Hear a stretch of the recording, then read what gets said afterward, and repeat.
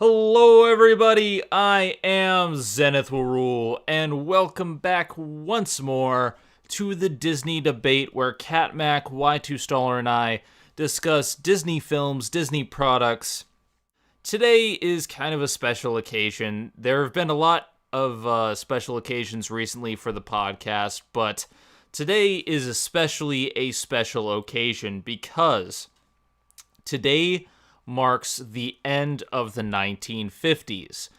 For the course of, I believe, 56 episodes, we have covered everything from the very beginning of the Disney timeline, with a few modern things speckled in between. A few things here and there, like we did talk about, I think, Kingdom Hearts at one point, and we did talk about some future films, like we touched upon Maleficent, but those were for specials. Normally what we like to do on the show is start from the very beginning and go to the end. We're going through the timeline and trying to find out if these films still hold up after all these years, and it's really easier to see how the era progressed as we watch each film in the timeline. Well, something that we didn't think would happen for quite a long time. We are done with the 50s. Woohoo! It has been a long journey. Oh my god. A decade took forever. Yeah. A decade took a decade. Before we give our thoughts on this decade as a whole and touch upon our thoughts on finally finishing this, first of all, I would like to introduce, as always, my co-hosts. First of all, how are you doing today, Miss Kat McBerry? I'm doing great because we just finished the 50s! Woo! Yeah, I'm actually really glad we're done with the 50s, to be quite honest. Don't get me wrong, there were a lot of good films in this decade, but with all the frontier stuff and all the, the Indian and Mexican stuff and Disney, trying to do something different but coming off as somewhat racially insensitive, yeah, I'm kind of really glad we're done with this decade. Really glad. Alright, and also to my left, somewhere, Mr. Eric Y2 Staller. How are you doing today? I'm doing well. I'm actually excited. I'm looking forward to when we get to the 60s. It's going to be so psychedelic, man. Whoa. Whoa. Well, maybe not that psychedelic, but it's definitely a shift cuz no more frontier movies. Thank God. So before we delve into this decade, here's just a little bit of what we're going to be doing today. The general idea of these retrospectives is for us to give our final thoughts on the decade as a whole. Last time, a way long time ago, we did our 1940s retrospective, and we basically went through each film in the lineup. And looking back on that, that wasn't really the best approach. We all sat down together and decided, instead of touching upon every film, because that takes forever, why don't we just sit down and discuss our top best, our top worst, some honorable mentions that weren't part of the decade, go over films that were just okay.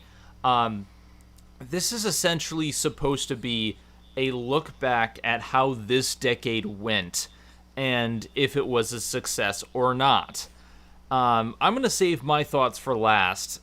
Eric, why don't you start us off and give us your overall thoughts of this decade?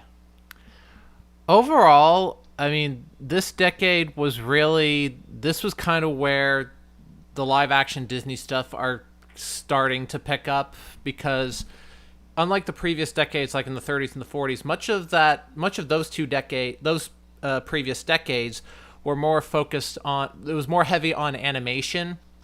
There was some live action stuff. I mean, not to say there wasn't any live action stuff, but it wasn't really until it wasn't really until the 50s where a lot of the live action Disney stuff we actually start to see more of it. Like we see it with Davy Crockett, you see it with Old Yeller, 20,000 Leagues Under the Sea, and the production value is starting to go up more and more.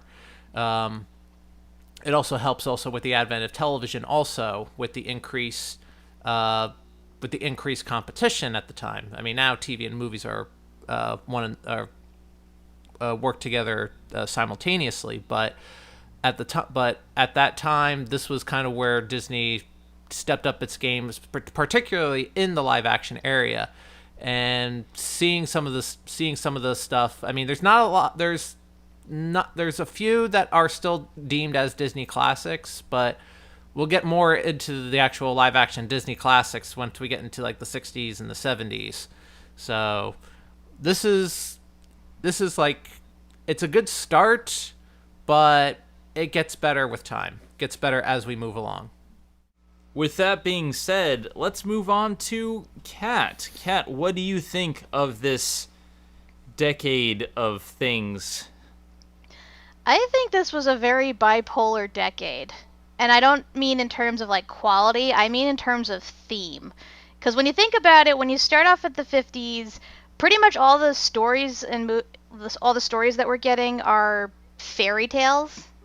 You know, like with the animated stuff, and even the live action stuff takes place in like, say, old England or Scotland, or out at sea, or in like a pirate's island. You know, it's all fantasy stuff.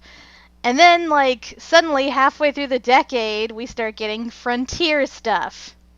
Lots of frontier stuff.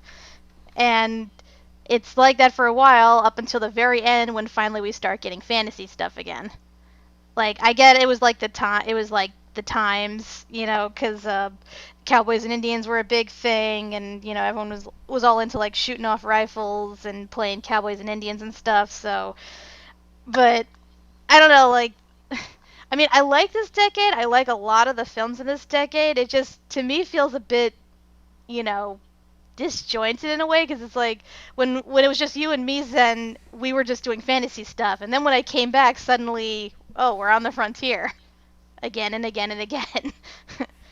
So yeah, it was definitely an adventure for me. And like I said, I do know a lot of these movies, just not a whole lot. Like, definitely a lot of the live action stuff I didn't know, but I thought it was an interesting adventure. So there are some ones in here that I discovered that I actually really like. So yeah, I think this was a good decade. It was definitely a shift for Disney, but I think that I think it's an important decade overall, and I'm really glad that we finally got to like watch all this stuff, especially the end, when we end with Shaggy Dog, because Shaggy Dog is great. For me, this was a kind of a trip, because I, of course, knew a lot of the big-named films back then, but some of these, I'm looking them up online, and we're planning on our reviews, and I'm just looking at them and saying, what the hell is Tonka? What the hell is this? What is The Light in the Forest? What is The Littlest Outlaw? I had no idea what I was in for, and you're right, this decade kind of, it starts off in one direction with like Alice in Wonderland and even Treasure Island being more fantasy and adventure, and then it moves on to randomly frontier stuff. Like, but there's really not that much of a transition, because right after Johnny Tremaine, which is it is like so bad it's awesome. After Johnny Tremaine, which is set in like the colonial time period of America, it just goes to the Old West, and we have all these frontier films. Maybe it's because of the success of Old Yeller, maybe it's just because of the times, because everything was starting to become cowboys, just kind of how like space like shows and stuff replaced cowboy and Indian shows after a while, and we'll see that in Toy Story.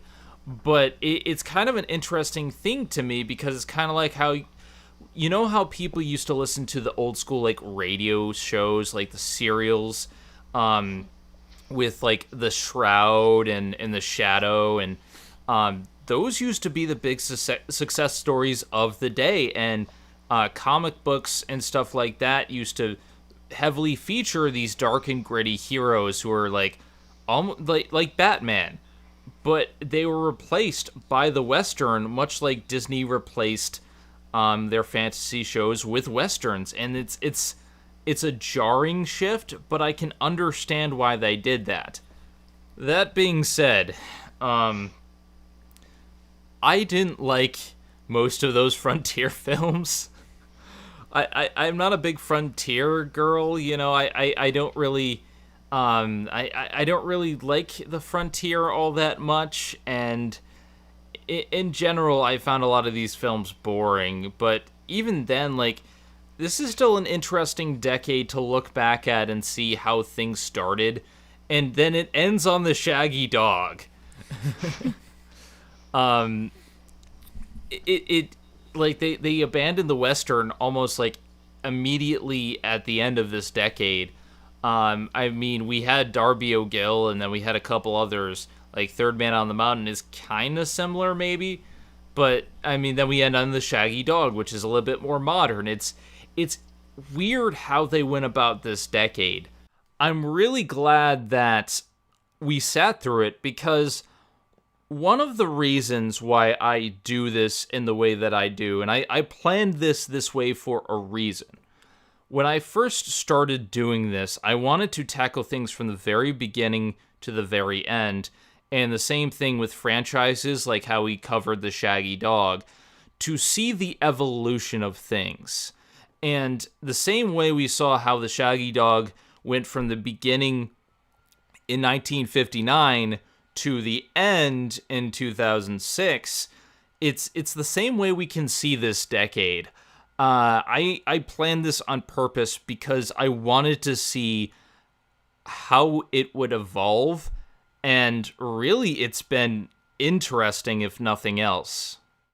With all of that being said, I think we should get the bad out of the way first, because I don't want to spend a lot of this podcast talking about the bad.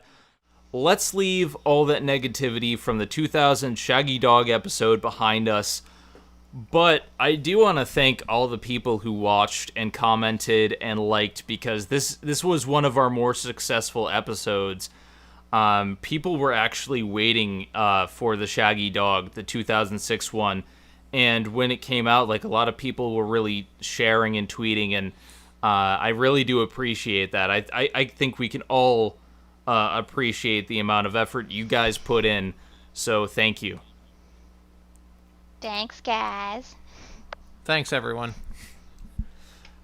And also special thanks, because I have to mention this, special thanks to the cartoon hero. He tried his best to find us that TV movie of the Shaggy Dog with Aladdin's voice actor. He tried to find that. He found a copy. It just had audio that was like in another language, so it was dubbed over, and you couldn't understand the English audio. So Wow. He tried his damnedest. He tried so damn hard, and I really appreciate that.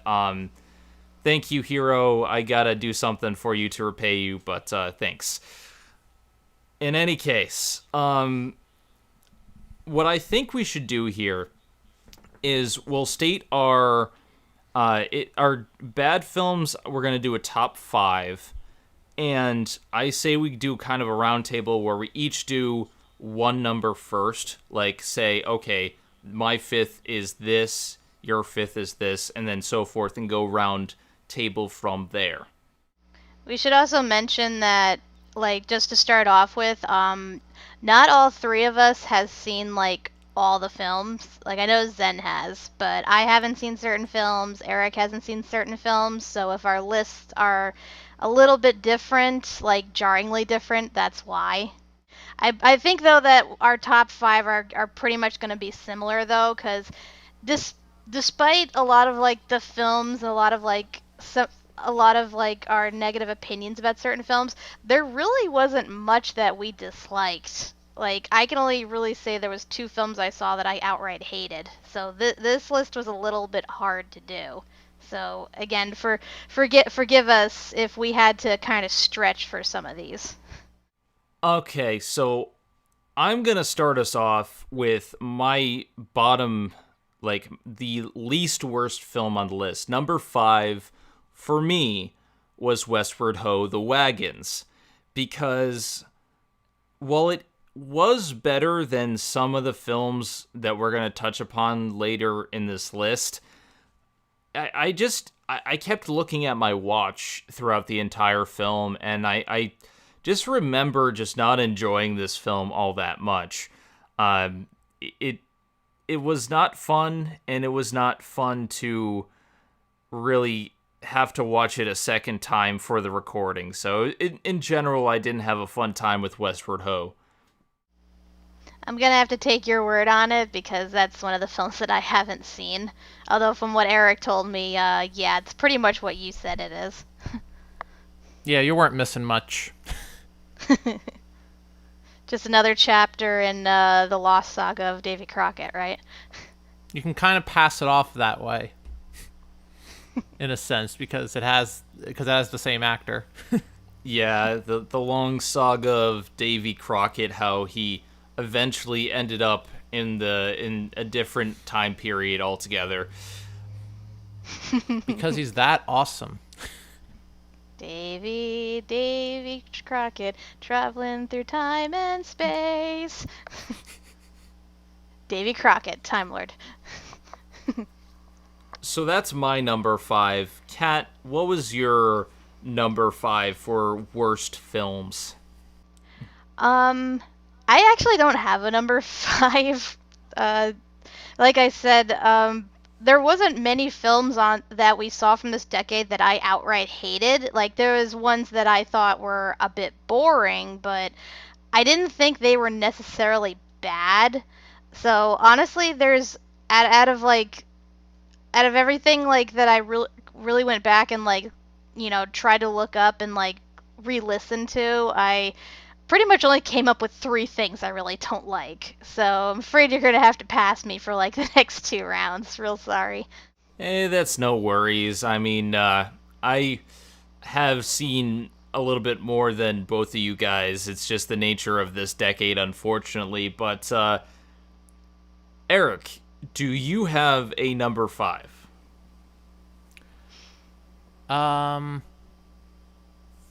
I kind of don't either, only because because with me, like, I didn't start jumping in with you guys until like the second half of the 50s when we got to Westward Ho! The Wagons 4 and onward. So some of the stuff I've missed that you guys covered that I didn't see. So I don't have 5. I may have maybe like 3, maybe 4 that I could think of that were bad. Because it's weird, because like because many of them weren't really bad as so much they were just kind of meh. They were just kind of okay. Like, I don't want to like flat out say that they were horrible. In that case, let's move on to my number 4, and then we can get to your guys' number 3. My number 4 was The Sword and the Rose, and I know Eric wasn't around for this, but Kat and I saw this together. It bored me. Yeah, that's my number 3, actually. Like, here's the thing with Sword and the Rose. When I was going through the list trying to figure out what was bad, I could not remember a single goddamn thing about this movie. Like, I had to actually go back and re-listen to our old podcasts just to, like, remember what went on during the film. And after listening to us talk about it for, like, 45 minutes, I still don't remember a lot of what went on in that movie. We went into pretty good detail, too, but I don't remember anything. Like, I can't remember a line of dialogue. I can't really remember any characters that I liked or any moments that I liked. And even though I myself said that, oh, I did like the king and I did like, this part, and I'm just like, Jesus, was I drunk or something? Did I, like, hit my head after I saw this? Because I can't remember. It was like, must have been that boring. That's a testament right there. This film is just a bore to sit through. It's a chore. And honestly, I think it's one of the episodes that we got the least amount out of in our early days, because back then we only just barely hit that 45-minute mark. And I'm struggling. I can only remember the title card. I can't remember much about the movie. Pretty much. Like, I it's like I know it was like supposed to be based on like a historical thing, and it's supposed to be like a forbidden romance or whatever, but fuck me if I know anything else about it. Yeah, this film may as well just not even exist. Let's just put it that way.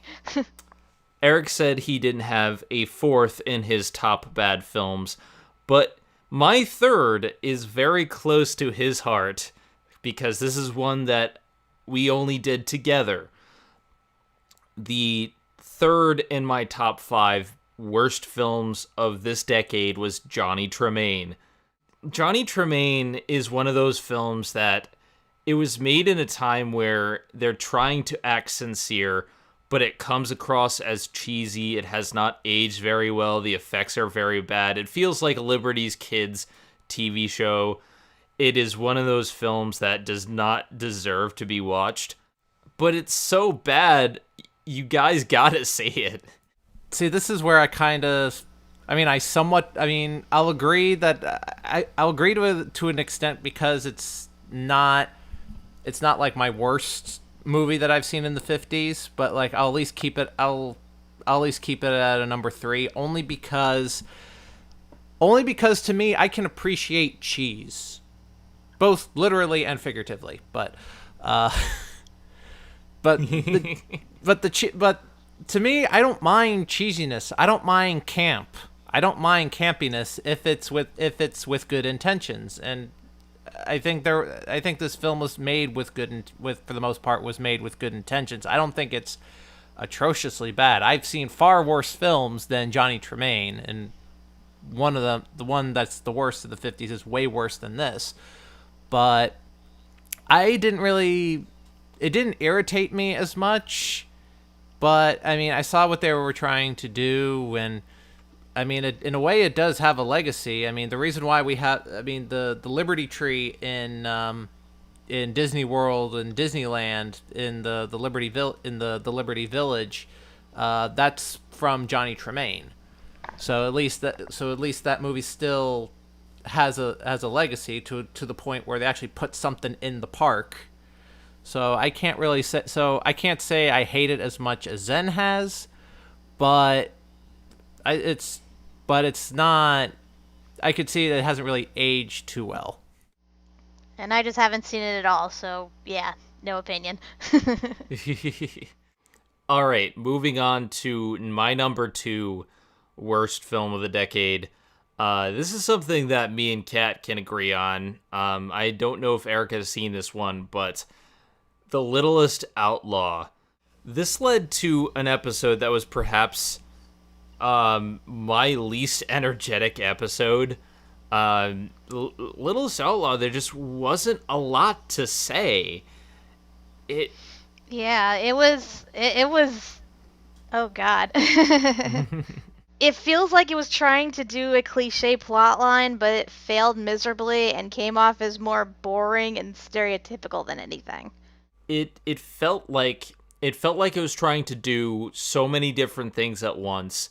It felt like very much a serialized book. Like, you could tell where one chapter began and ended, but there just wasn't anything engaging about it.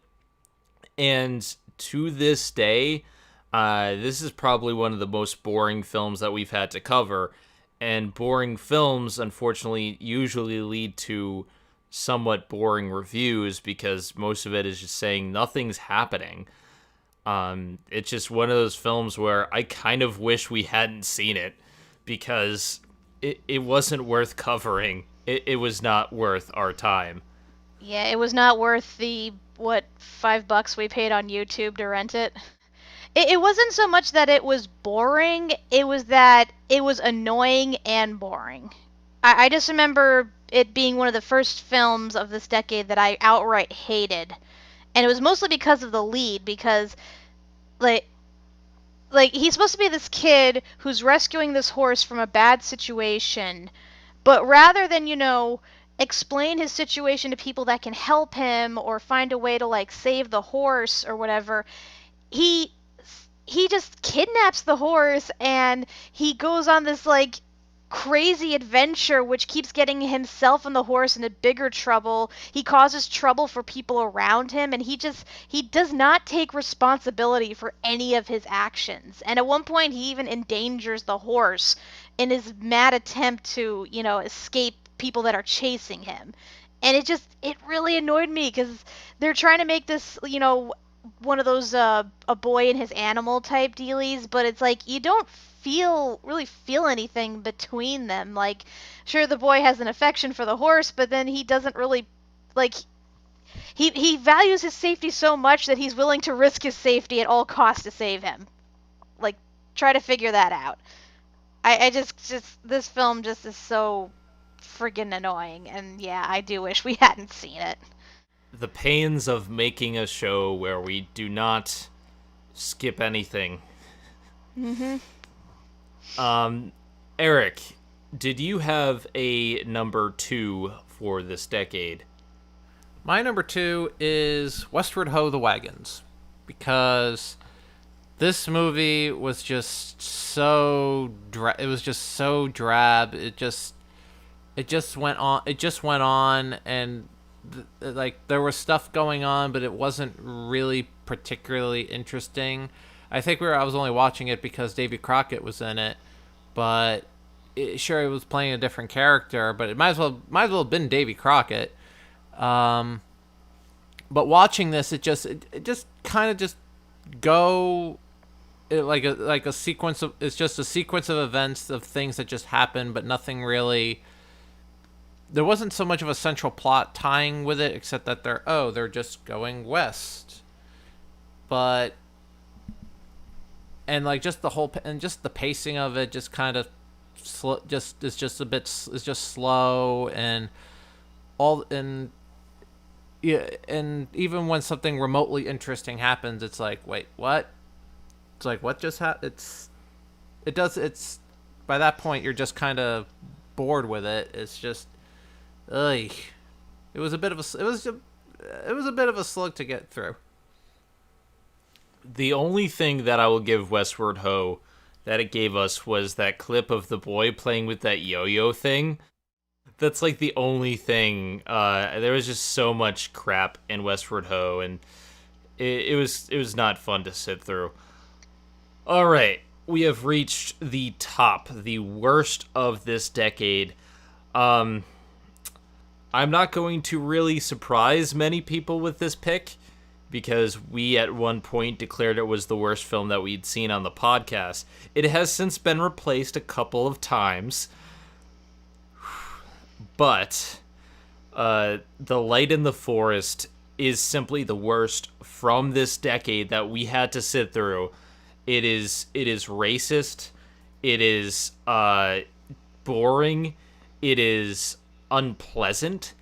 It is so many things, and this is a film that is trying to be about relations between Indians and Americans, and it fails on so many fronts.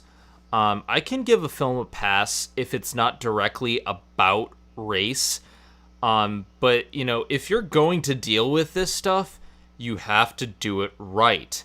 Something like Remember the Titans that actually deals with this stuff in a manner that is respectful but still adheres to what would happen back in those times. But that is not the case here. Yeah, this feels kind of like the anti-race relations movie, because you would think that, given that the central character is a white man who was raised by Indians, that he'd end up sort of being the bridge between the worlds and help them learn to get along and stuff. No, that's not how it goes at all. And like, it just basically the movie serves to show that both sides are assholes, and they're always going to be assholes, and they're never going to get along. Because I mean, when you open your movie up with forcing a tribe of Indians to return they're white captives, and you know that they're, they're kidnappees, only to show that, half of them don't actually want to go, half of them actually have families that they made, and they're being forced apart. It's like, that sets your tone for the movie. It's like, wow, this is absolutely awful. I don't want to watch any more of this, but unfortunately I have to. And then it just changes, and then the tone just shifts from seeing this unpleasant situation to finding out whether the main character is going to adapt to his life as a white man. It's like, okay, so what am I supposed to feel right now? I don't know. What's going on? Oh god, this movie was just, it was all sorts of painful, and it just got worse and worse as it went on. I hate this movie. So, do you agree that this is the worst of the decade? Oh, no doubt about it. And keep in mind, the only reason we picked this movie is because all the other horrible shit we've seen recently was out of the decade. But take all that away, yeah, this one definitely is the top of the shit pile. Mm-hmm. And what do you think, Eric? I agree. This one is also my number one because, like, this movie was just so offensive on so many levels. I'm just like, wow. And, I mean, just like everything that you pointed out, it's, just how awkward it is to watch. Like, there was the one scene where they're doing target practice, or the Americans are doing target practice, and the white boy, the Indian guy, goes over, and like then it's like, oh, we'll just shoot. Oh, he's just happened to be in the way. We'll just shoot him instead. It's like, what? I'm like, oh Jesus. It was that was a little uncomfortable to watch, along with the rest of this film. But like scenes like that was just, such a slug. I can't honestly understand why some people do defend this film online. I've seen people describe it as their favorite film because they understand what it's like to be replaced and deal with a new family, and I'm just like, you're missing 95% of the film. Like, yeah, when did that happen during the film? Did I like black out again? well, I mean, he did move from the Indian family to the white boy family, but it's an issue that some people do deal with like adoptive fathers or moving from adoptive fathers to their original parents, but this is not how you handle it. Yeah, this is a little more extreme because you're going from one brainwashing to another brainwashing. Because, like, you have, like, the Indians who made a habit of basically brainwashing, the white children that they kidnapped into basically, adapting their culture. And then you have the opposite where, you have the white family take the kid and then basically force religion on them and force them to adhere to their arbitrary stuck-up white people ways.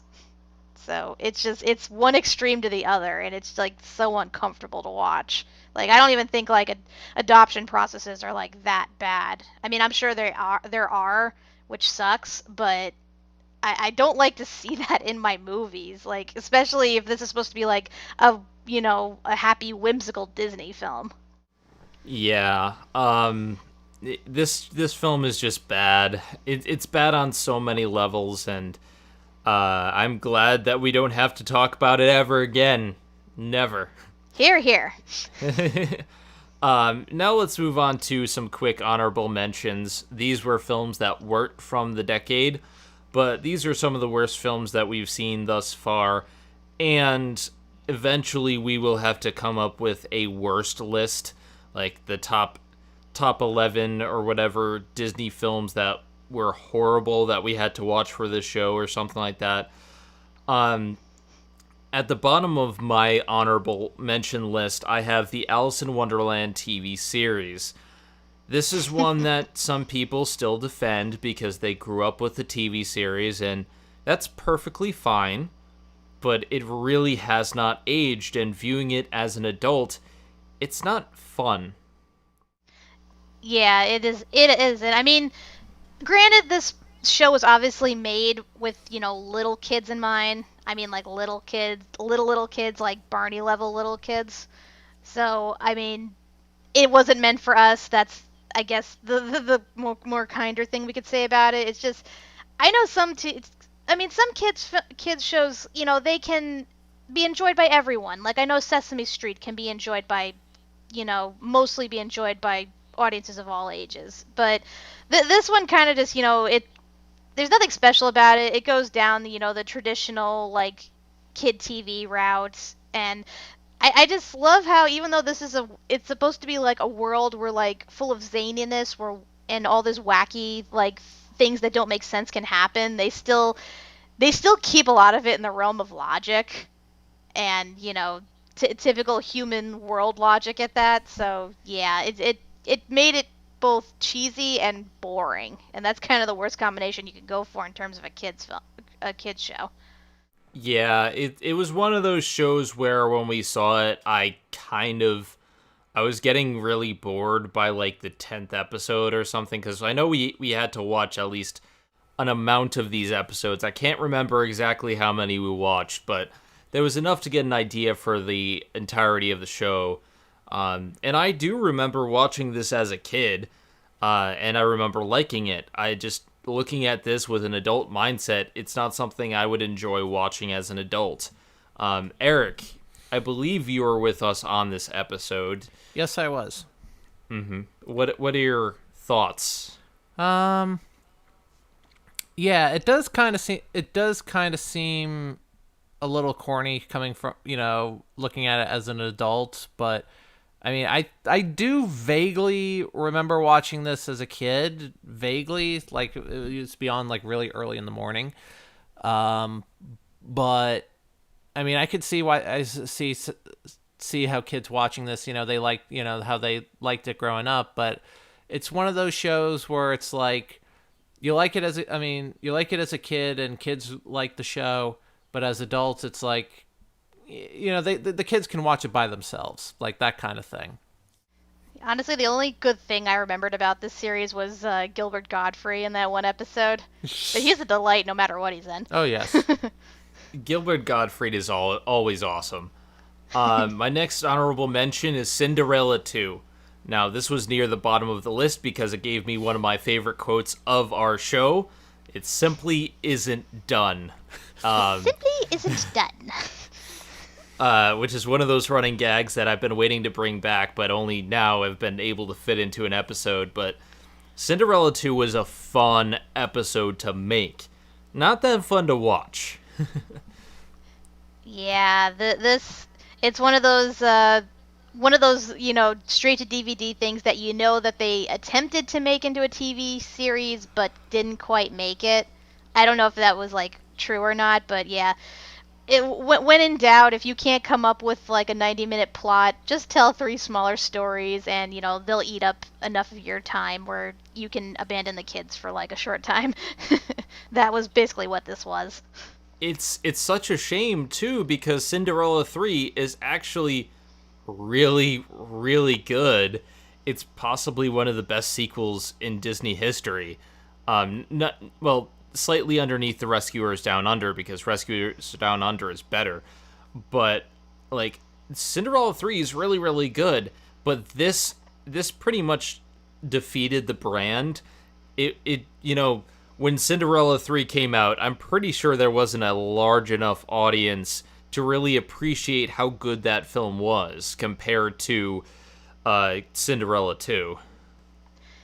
Yeah, which is unfortunate, because, yeah, I imagine, somebody watching this and then hearing there was a third one, and it's like, what the hell? Hell no, we're not watching that. It's a shame, though, because especially since, with the Cinderella 2, listen, it is bad, don't get me wrong, but one good thing I did like is that, the story they did with Anastasia, in that they attempted to redeem her a bit. Like, I thought that, honestly, was the strongest part of it, and I'm surprised that they didn't try to go more that path. I guess they eventually did, because, there was a big factor in Cinderella 3. It just, yeah, the first 2 stories did not need to exist, and in a way, the Anastasia one didn't too either, but at least it was way more enjoyable than the first two segments. And actually, when you think about it, this movie is now entirely pointless because of the events of Cinderella 3. Yeah. This film technically never took place. Like, the characters introduced in it still exist, but yeah, the events we perceive them are no longer relevant. It's, yeah. Just, you can pretty much, watch this and immediately forget it because it just holds no weight as to what goes on in the lives of Cinderella or any of the other characters. So, garbage. All right, before we move on, Eric, what do you think about Cinderella 2?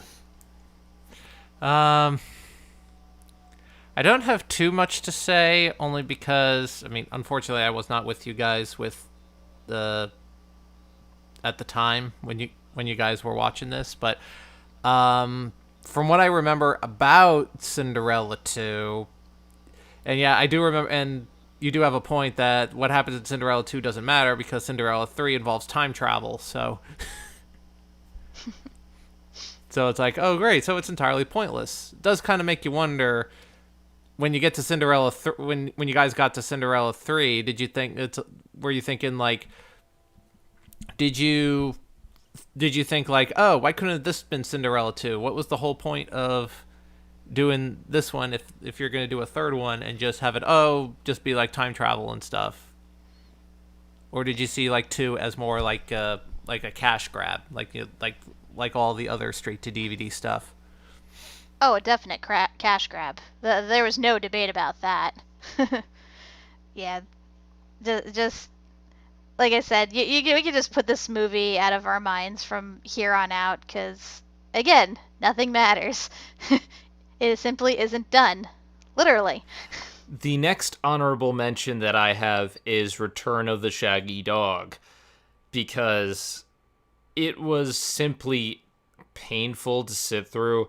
Not as painful as the other 3 honorable mentions I have, but it is still pretty damn painful. This movie has another one of those cardinal sins where it's just completely boring, it's painfully cliche, and a lot of it was just done better in the previous 2 films. But coming directly after the Shaggy DA, I think all 3 of us can attest to the fact that this was like tone whiplash. We were all waiting for something to really wow us because the Shaggy DA was so strong. It had its problems, but it was so damn strong. And then this happened, and I think we can all agree that this was something that we better off forget. Oh, most definitely. Like, whenever you think of the failed follow-up, think of this movie, because yeah, I made the unfortunate mistake of setting my expectations a little too high, and they were just dashed, and I'm still feeling it, because it's like, wow, you grew from the first movie. You gave us more of what we wanted, and granted, the ending still sucked, but, you were heading in the right direction. You keep going. You're doing great. And then it just petered off. And we got this. And honestly, this movie makes me a little more angry than it should, especially given what I've heard about, like, the 90s version. Like, why is it we can't get our hands on that, but we can get our hands on this? Like, really? Because God hates us. Apparently. Yeah, I've ranted enough about Return of the Shaggy Dog, though. I just hate this film. It's disappointing, and it's boring, and it's not funny. This isn't funny. Do you have anything to add to that, Eric? This was such a letdown. It really was. Like, I'm watching this. Like, we had, in Shaggy DA, we had a dog punching a guy in the face. We had a dog on roller skates going into a roller derby. We had pie fights. We had car chases. Granted, there was a car chase in Return of the Shaggy Dog, but it wasn't as memorable. But I'm just like, it's like they focused so much on the situation comedy. They didn't. But what made the Shaggy DA what it was the slapstick. There wasn't enough slapstick, or hardly any slapstick, in the Return of the Shaggy Dog. And I understand they could have gone they could only go so far because of the budgetary restrictions, because it's made for TV film. But still, you can still do slapstick with a made for TV film and still be within budget. It's possible. I don't know why they didn't do that. It's just very disappointing. It's just sad.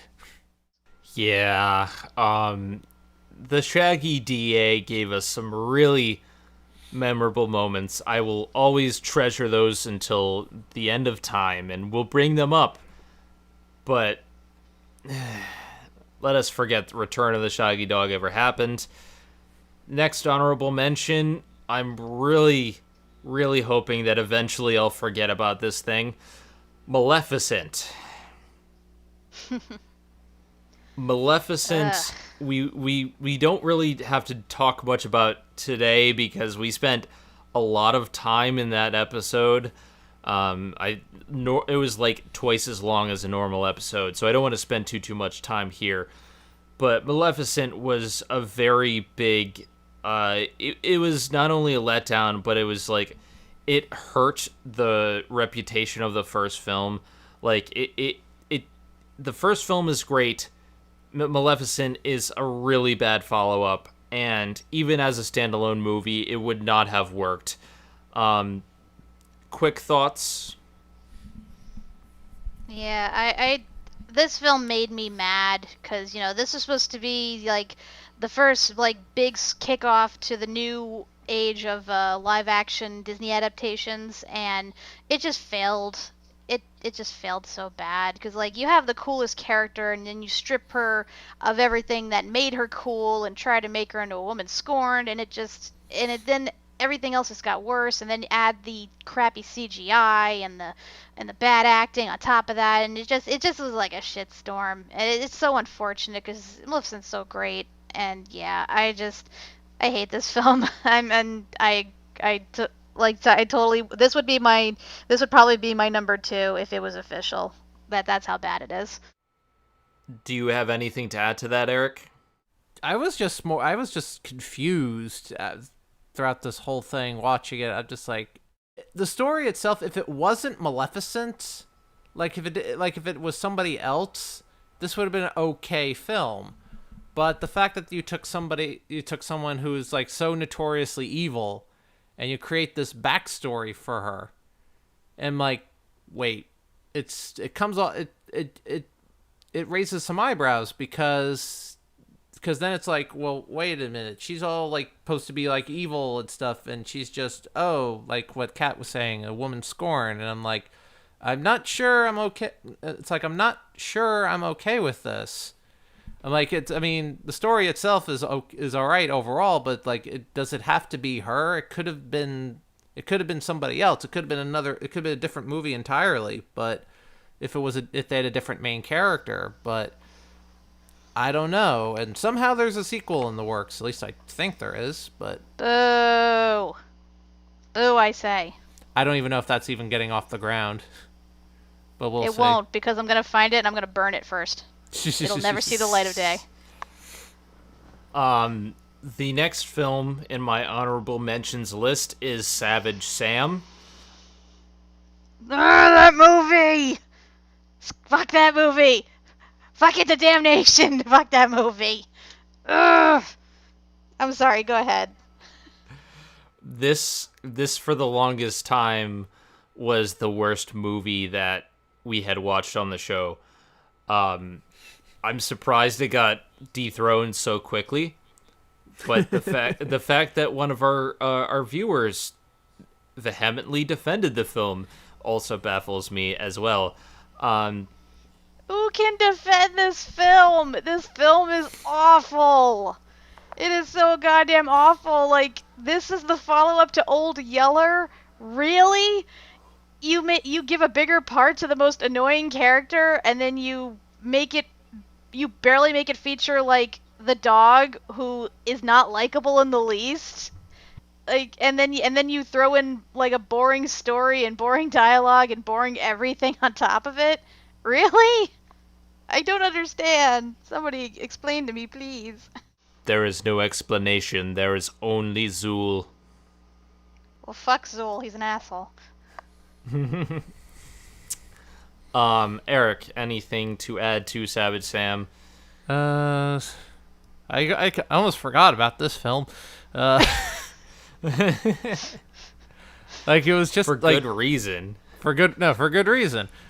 Because, like as a sequel to Old Yeller, like it doesn't really have anything much to do with it, especially when what confused me the most was like the dog from the dog at the end of Old Yeller is supposed to be Savage Sam, but then they totally changed the type of dog in the sequel, and that threw me in for a loop. I'm like, wait, what?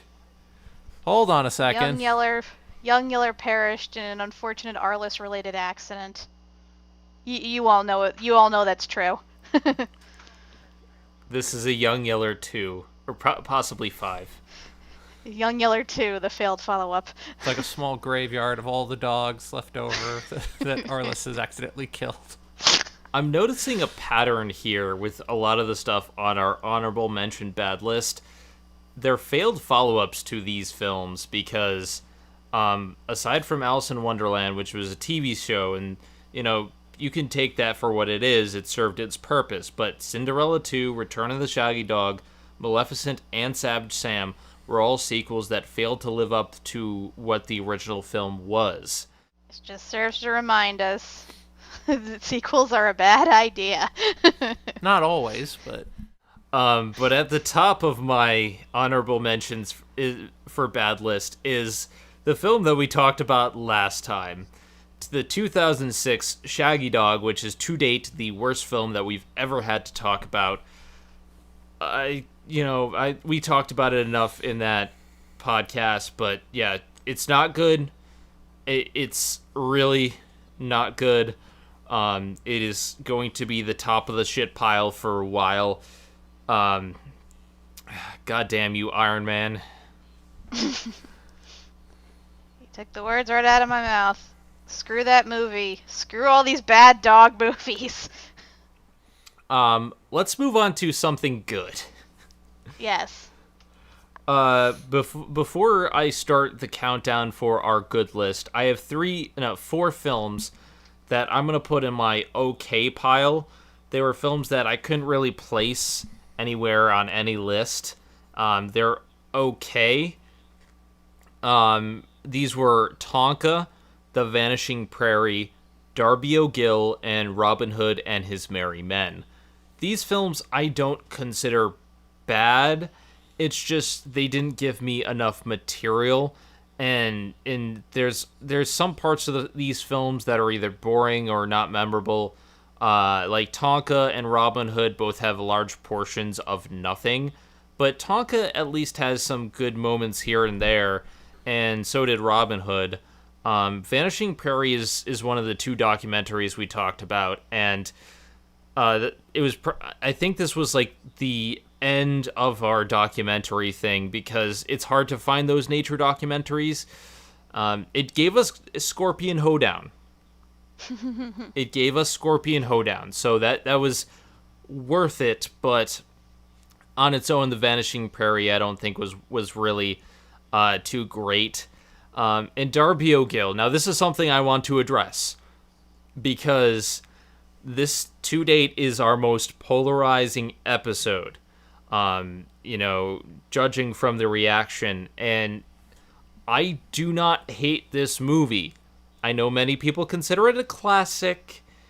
It has a lot of really great things, but I think what gets me is the structure of it and the pacing.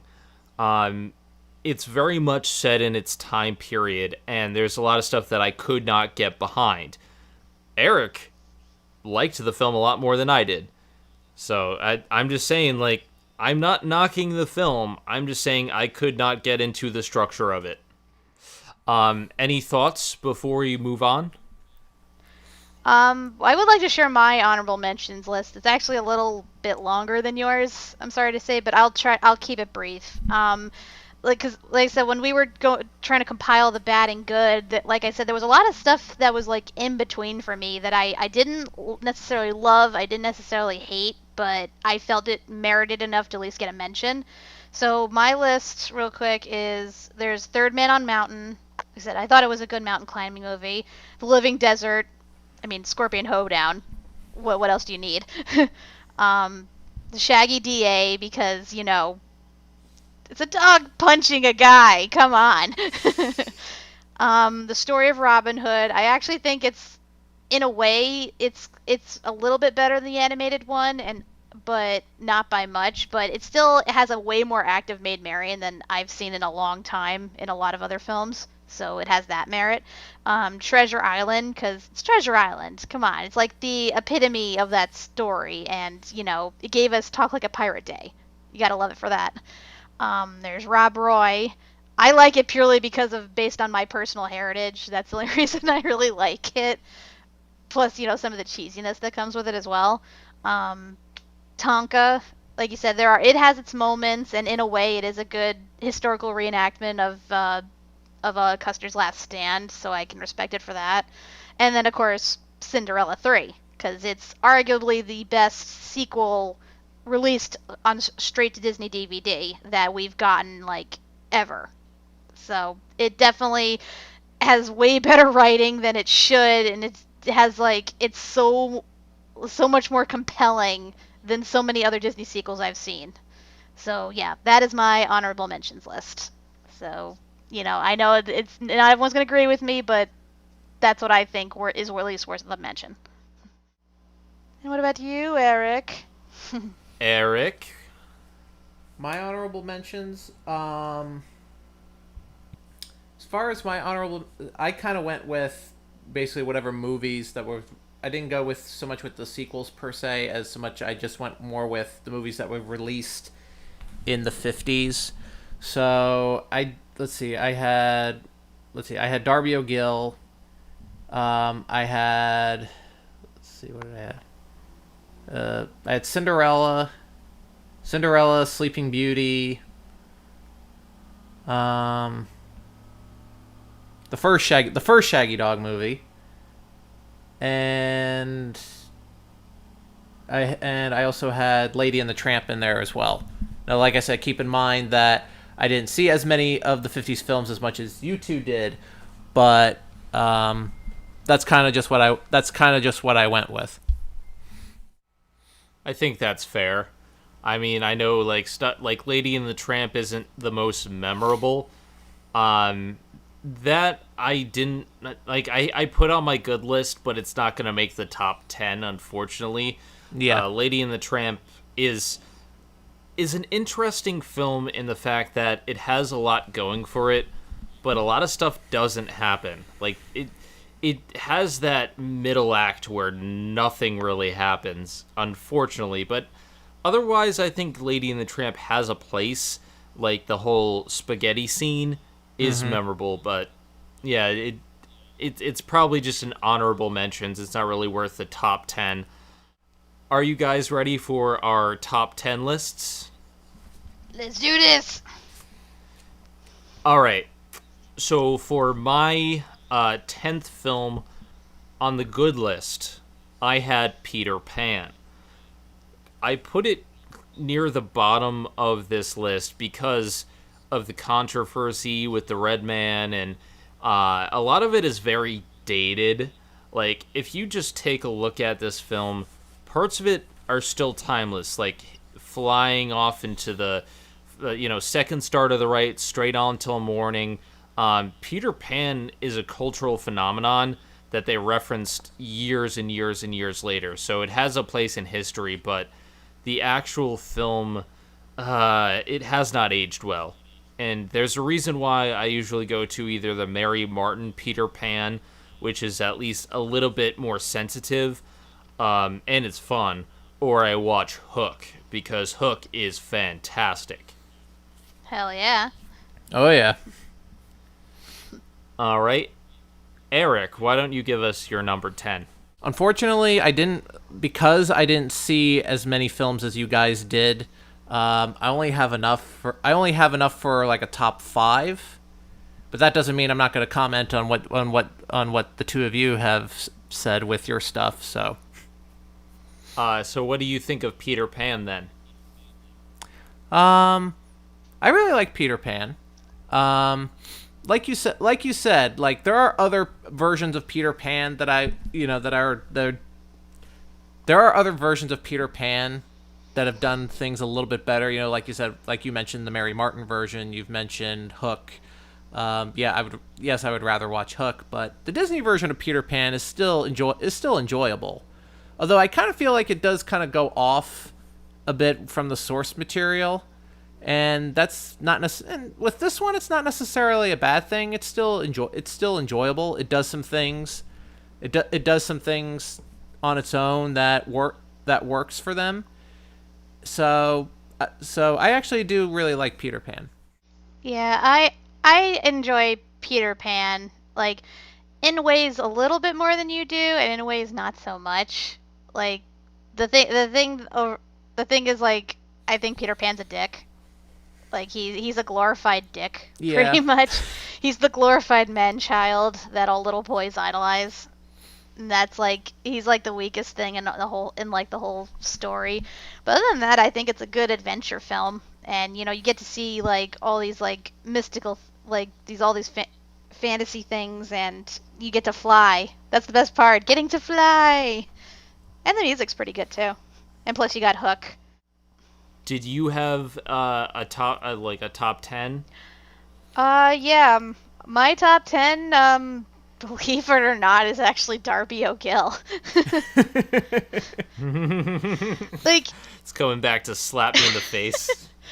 yeah, here's the thing. Like, I didn't think I liked it at first, because, again, I saw it twice individually with each of you, and the first time I didn't really like it at all, and part of that was because I didn't understand a goddamn word anyone was saying, because I thought everyone had too thick of like Irish accents, and so it was like hard to follow at times. But when I watched it the second time around and I knew it was coming, I'm like, you know what, this is actually quite enjoyable.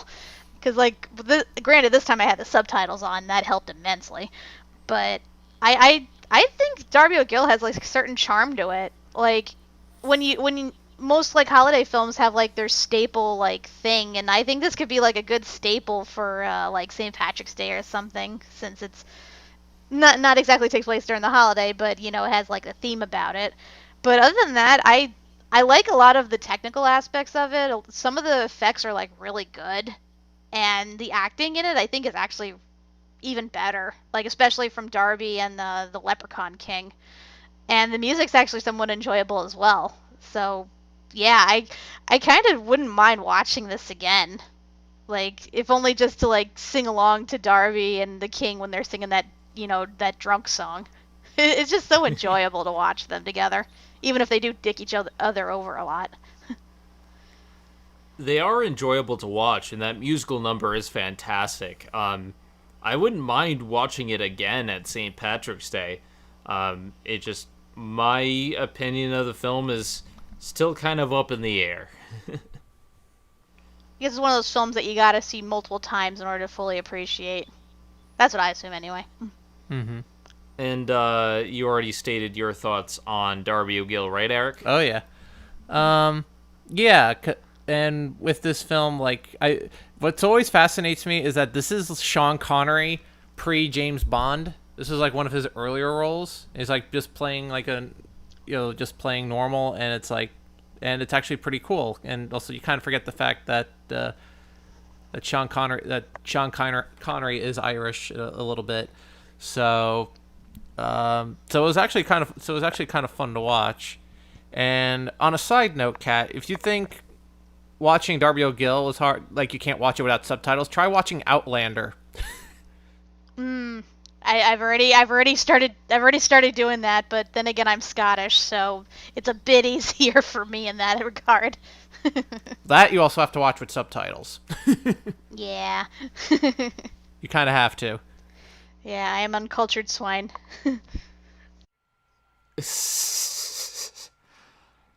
moving on to number 9 on my list.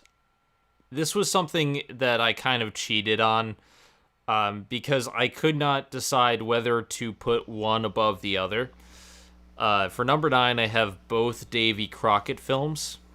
Agreed. It's the same for me.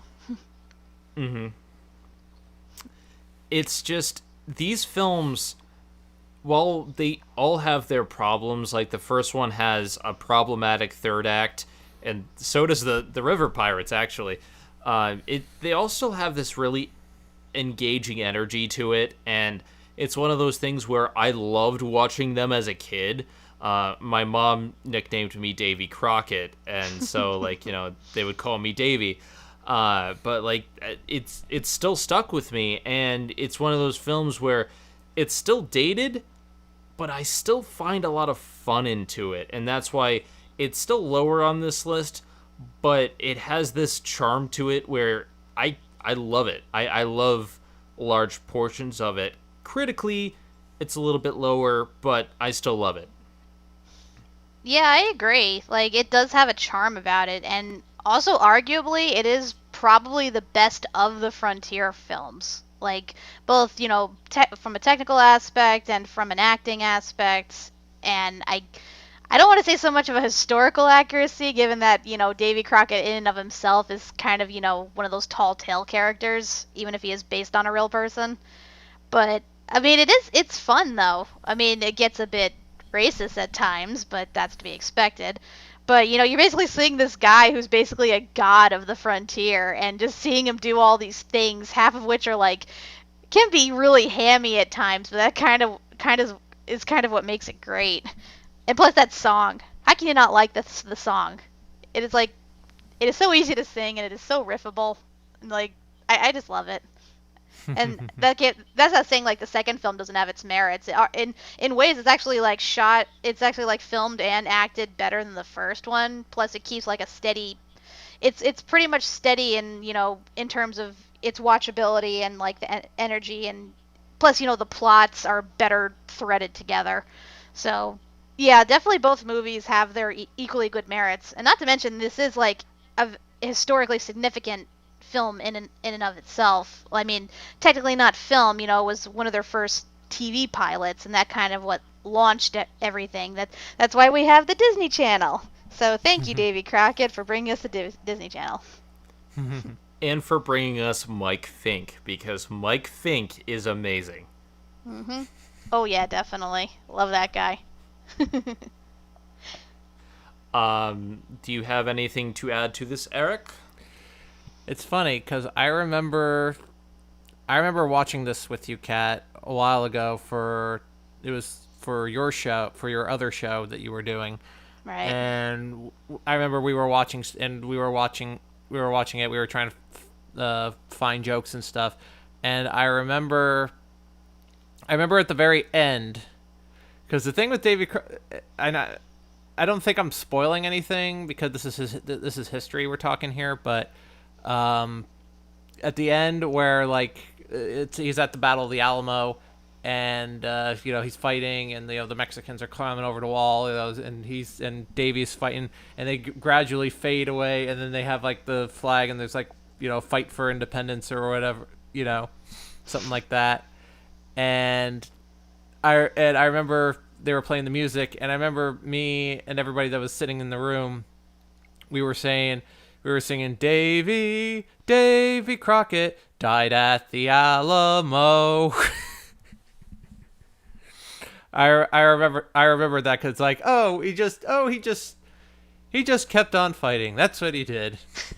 Davy Crockett didn't actually die. He willed himself into another movie and continued his existence through there. Yes, and Westward Ho the Wagons. Yeah, that fan theory. Pretty much.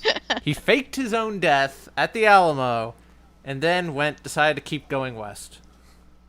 I believe it 100%. That's another thing that this film gave us, though. That whole Fess Parker theory of how he went from Davy Crockett to all of these other films. And say what you will about some of these bad Frontier films, they gave us some really good headcanon material. And that all stemmed from Davy Crockett, so I'm thankful for that. Yes, yes. Number 8, I put Sleeping Beauty. I put Sleeping Beauty because it really hasn't aged well, but it deserves to be on this list for so many reasons. There's a lot of great, fantastic things about it. Maleficent as a villain, the art style, the ending combat, the fairies. Like, there's so many good things about it. But then there's the other stuff, and Aurora's boring and bland, and it feels like this is more about the fairies than anything. And I feel like Maleficent didn't get enough screen time, so I put it slightly lower on the list than I normally would, but that's just because, it really has aged. Not as poorly as some of the others we've seen, but I still think that it deserves a place on your shelf, but it does have its problems. Yeah, I pretty much agree with you wholeheartedly there. I mean, I think I appreciate the film a little bit more than you do, but for a completely different reason. But yeah, I mean, I could see the film. I can see the film maybe like putting like kids to sleep at times. Given how it's just the fairies the majority of the time, and they're doing like frivolous things to like arguing with each other and whatnot. But I mean, for the most part, it's a very well made film. Like, and the music is great. Like, that can't be argued. But yeah, I mean, like I said, I think I appreciate it a little bit more than you do, but I'll explain that later. All right. Do you have anything to add to that, Mr. Iraq? Well, I do appreciate, as watching it now, I do appreciate it more for its aesthetics, more for its art design, definitely for the music. That kind of stuff. How much of the music is definitely derived from the Tchaikovsky ballet. So stuff like that is what I can appreciate it for. I mean, when I was younger, like, I didn't care too much. I didn't care. I think when I was younger, like, I thought, I was interested in the plot, but here, like, as I'm older, I'm like, it's all right, but the music is still phenomenal. All right, now, Kat, what is your number 8? I put Peter Pan there. Like, for me, Okay. Yeah, like, for me, it's like my least favorite animated film of this decade. And again, like I said, the big reason is because Peter Pan himself is just such an unlikable dick. Like, I know he's meant to be charming, and that he's supposed to like bring kids out on this like fantastic adventure, and he can he could fight, he could fly, he could crow, and he's like meant to be like this big hero to be idolized. But the thing is, once you, as a kid, even as a girl kid at that, when you see someone like that, you're just like, wow, I don't want to hang out with him. Like, I never. This is why I prefer Robin Williams as Peter Pan. Hell yeah. But yeah, he's the only thing that really like brings the movie down for me. Like, everything else, I mean, I find the Darling Children to be charming, and I like the Lost Boys. I like Hook, despite the fact that he's supposed to be a really foppish villain, even though he can be intimidating when he wants to be. And I mean, I just like the whole world, and plus, like I said, I love, the whole flying scene. Like, one of my biggest, like, wishes is to, like, be able to fly, and just, the whole scene of them flying to Neverland, it's easily my favorite part of the movie. So, and also, just for the record, I don't hate Tinkerbell. I know a lot of people, like, either really like her or really hate her. I'm kind of indifferent. I think she's mostly a bitch in this version, but other than that, I think she's okay. She has sass, and I can admire her for that. I will say though, she has very bad taste in men, or I should say boys. Ew, that sounded awful. I will say that this is my favorite interpretation of Captain Hook. I really love him. I mean, Dustin Hoffman is fantastic, but this Hook is enjoyable because he runs the gamut. Dustin Hoffman was always very much an intelligent, introspective, menacing force without that comedy aspect. But Hook in this film, like he was able to do all this slapstick. He was foppish. He was whiny, but he was when he needed to be serious, he was, and I really do love this interpretation of Hook. Um, Moving on to number 7. My number 7 was Third Man on the Mountain, and looking back, like this was one of the better live action films that we saw for the entire decade. I was pleasantly surprised because after a lot of these shitty live action movies, we got one that was actually really well handled. It has its problems, and it's a little bit slow sometimes. But as a mountain climber myself, I can really appreciate a lot of what they actually did for this film. And like there's a lot that I know that they got right in this film. So I give kudos to this. This was enjoyable, and it had some great characters, and it was fun. I can agree with you on that. Like I said, that I even admitted then this is definitely one of the better live actions that came out of the decade, and it was given all we see with the mountain climbing, like the fact that they went the extra mile to teach everyone how to mountain climb properly, and the fact that they had to like spend all that time on the mountain filming, and then doing a decent acting job on top of that definitely merits some acknowledgement, most likely. I mean, I don't think I appreciate it as much as you do, so that I was never a mountain climber. I mean, I'm actually a chicken shit when it comes to heights, so that's part of why it didn't really make it on my list. I'm just not. I liked it. I just wasn't as fascinated with it, and plus, I think, the fact that it kind of dragged in certain parts really like hurt it a bit. But for the most part, yeah, I agree with you. It is definitely one of the better films we've seen so far, live action wise. Eric, what do you think?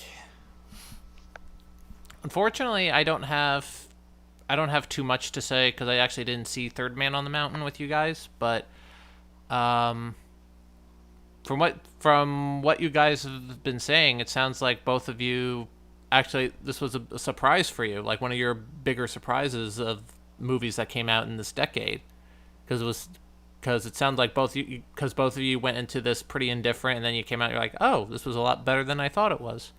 So it's nice to hear that you guys actually found something that was actually quite enjoyable that you didn't expect.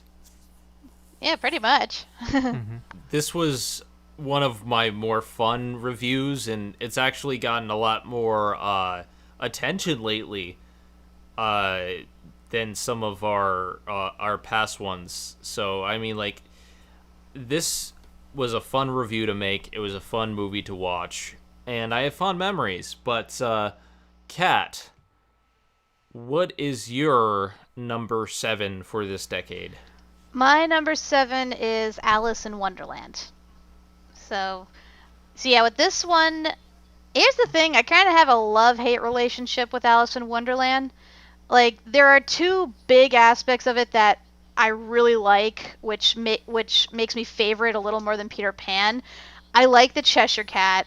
I think he's like wonderfully random and also wonderfully sadistic, especially toward the end. I just think he's really cool, and I like the way he talks.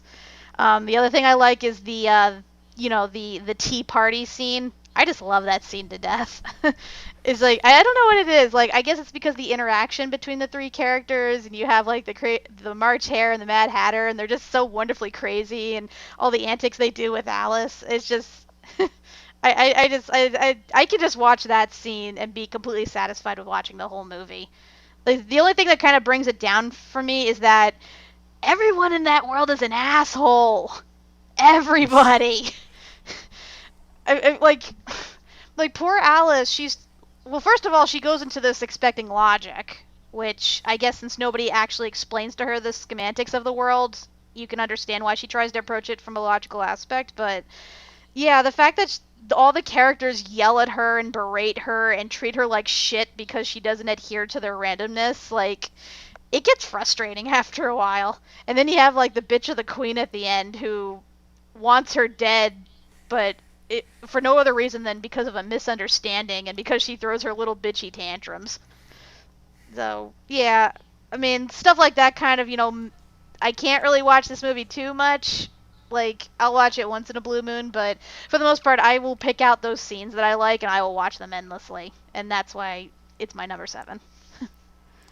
I actually have this higher on the list, so I'm gonna wait to comment on it.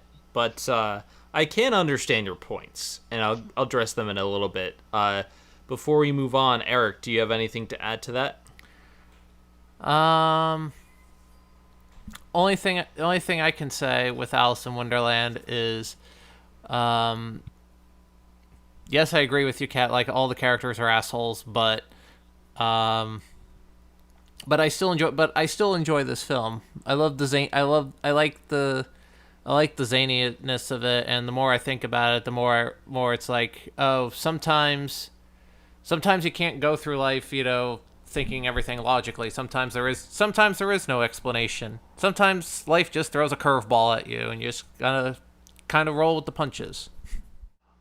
All right, my number 6 was Treasure Island, and it's one of the few live action films. Like, as we get closer to the top, there's going to be a little bit more.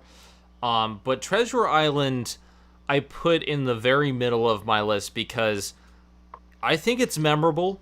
I think it's not the best version of Treasure Island because Muppet Treasure Island is my favorite. But yes. I'm so glad you mentioned that. And we're going to have to cover Muppet Treasure Island eventually. Yay!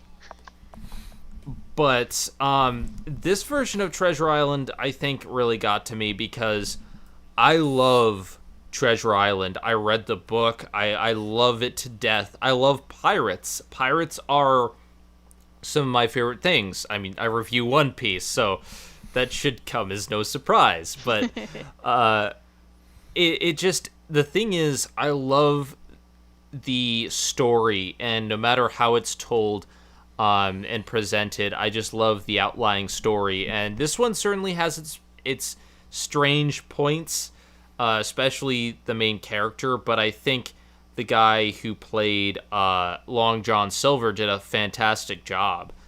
Oh, most definitely. The ending scene in this really gets me when he actually lets him go. And again, I think Muppet Treasure Island does it a little bit better, but I think this, for this time period, this was a great version. I can agree with you, although I think part of what taints my opinion of this is the fact that I saw Muppet Treasure Island and Treasure Planet first before I saw this movie.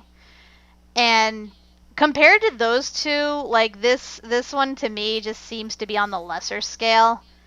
And I know that's like and I know it's weird I'm saying that about Treasure Planet, since I know a lot of people don't like that movie, but the good thing about Treasure Planet is that they actually showcase the relationship between Long John Silver and the kid, because like I think that's actually like done the best out of any rendition I've seen. And with this one, I didn't feel they did that enough. Like it like because the pacing I remember being a bit quick, so they didn't actually like get to have any real like bonding moments. And then of course, it's Muppet Treasure Island. Can you really compare? But I mean, for the film, what it was, being one of the first adaptations of the actual book, I thought it was really faithful. And like you said, I think the acting was pretty good too. It just, nothing about it really stuck out to me like it did with like later renditions. So, yeah. I can agree with that. I mean, it is one of the first renditions of the movie. And I will actually say that I love Treasure Planet. I love it. Yeah, I mean, it's not a horrible film. I mean, there are definitely some things about it that are baffling, but for the most part, it like in terms of like, the emotional impact, I think it's pretty well done. Plus the music. Oh my god, the music in that Oh, the music's film. great. I agree with that. The music is great. Because I'm still here. Mhm. Eric, before we go into Treasure Planet, what are your thoughts on Treasure Island? Um, this is the one movie that I regret not seeing with you guys because when I was looking through the list trying to compile my top of the decade, this was the one movie that I regret not seeing with you guys because I was kind of interested in seeing it, and I'm like, damn it, because I didn't come into the show till later. So, but hearing you guys talking about it, it's like, oh, maybe I should. At some point, I would like to actually watch Treasure Island just to see what it's all about. Okay, so Miss Cat, Yes. what is your number 6 of the decade? My number 6 is Lady and the Tramp. So, Okay.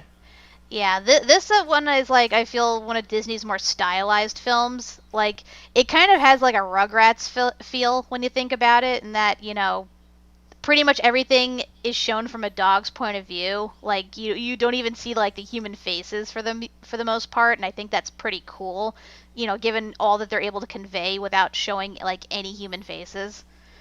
So, I mean, I appreciate it for that. I like the music, definitely, especially Bella Notte, because how could you not? And I think the leads are pretty charming too. I said the only thing that like I don't like about it is how it keeps like shifting like the tone and what it's about, because it starts off, like, oh, this is a story of a dog growing up. Oh, wait, she's grown up. Okay, this is a story of a dog adapting to a new baby. Oh, she adapted to it. Okay, this is a story of a dog falling in love. And it just keeps changing. And then we get that really dark, like, scene at the end with, like, the rats. And it just becomes, like, a scene out of hell. It's just, yeah. That's the only thing I don't like about the movie is like how like it keeps like everything keeps fluctuating and you're trying to keep track of what's going on, and while it's not hard, it's like, okay, well, what's the end game? Okay, we reached the end game. Now what's the next end game? But yeah, for the most part though, I think it's a pretty solid movie, and if you like a movie about dogs, especially you know one of those opposites attract type thing, then yeah, it's definitely a serviceable movie. I can definitely see your points there. Like, I'm kind of torn with Lady and the Tramp, which is why I have it on honorable mentions, because there are so many good things about it. Bella Notte and the spaghetti scene, and in there's plenty of classic scenes. I think what gets me the most about this is that this is almost trying to be Bambi, trying to be the life of a dog, but not going the same route. And its detriment is that because Bambi itself, like, I adore films like that and Fox and the Hound where they just go full force into simply the life of these characters and it's just about their life. This film, like you said, it doesn't seem to have an idea of when it wants to bring things in, and it feels very chapter heavy. Like, it feels like, okay, this is this chapter and this is this chapter, and it's one of those films where time has not been kind to it. Yeah, I agree. Like, I admit there are times as a kid where I kind of like, blanked out during certain scenes, and then some scenes I just can't watch altogether. Like I said, the rat scene used to scare the shit out of me, and then the scene with the dog pound was like so sad, and it's definitely one of those like weird movies. Like it's also weird how there's a lot of like adult material and implications in it as well. So, the fact that you see a dog getting put to death, like that's some heavy shit right there. Like that's a real heavy shit. Yeah. Um so yeah, I can definitely agree with you. I didn't really put it on my list, but I can see both points. And Before we move on, Eric, do you have anything to add to this? Um, Not too much, because I mean, Kat pretty much covered everything. Pretty much covered everything about it. Um, yeah, it does kind of it is kind of weird how like it starts off like, oh, it's the life of the life of a dog growing up, and then eventually just kind of just muddles around until it gets to when she actually meets the tramp. So like it finally gets its footing that way. But looking back on it, I mean, it's a nice film, and yeah, there are some pretty dark moments, which are which is pretty odd for even for a movie like this. But I still like it nonetheless. Okay, we're gonna move on to number 5. My number 5 was Alice in Wonderland. So, to me, Alice in Wonderland is just, it's a trip in more ways than one. Alice in Wonderland is a whole bunch of nonsense with douchebag characters, but it's just so fun in its unabashed uh, dickery and dockery and just a whole bunch of random things happening. It's not meant to be making any sense because it's pretty much supposed to be a drug trip or something this girl dreamt up. And I think that's something that, I haven't seen the Tim Burton Alice in Wonderland, but I hear that's something that he just did not get.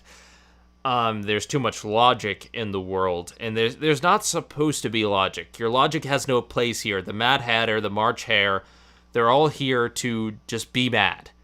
Everyone is mad here, and that's the entire point. It's such a fun experience, and I can understand your point about some of these characters being frustrating, but even then, I never really liked Alice that much. I liked everyone else that much more, and the fact that they were being a dick to her was because she just couldn't seem to understand that everyone was just simply stark raving mad, and that is why a raven is like a writing desk. It's a series of events, but this is like the one movie where just a series of events happening is so wonderful and out there, and they do so much with it. And I could go on about this movie, but this is one of my favorite Disney movies, and it has shown its age, but it's one of my favorite levels in Kingdom Hearts. It's one of those environments that I love coming back to. The Mad Hatter, the March Hare,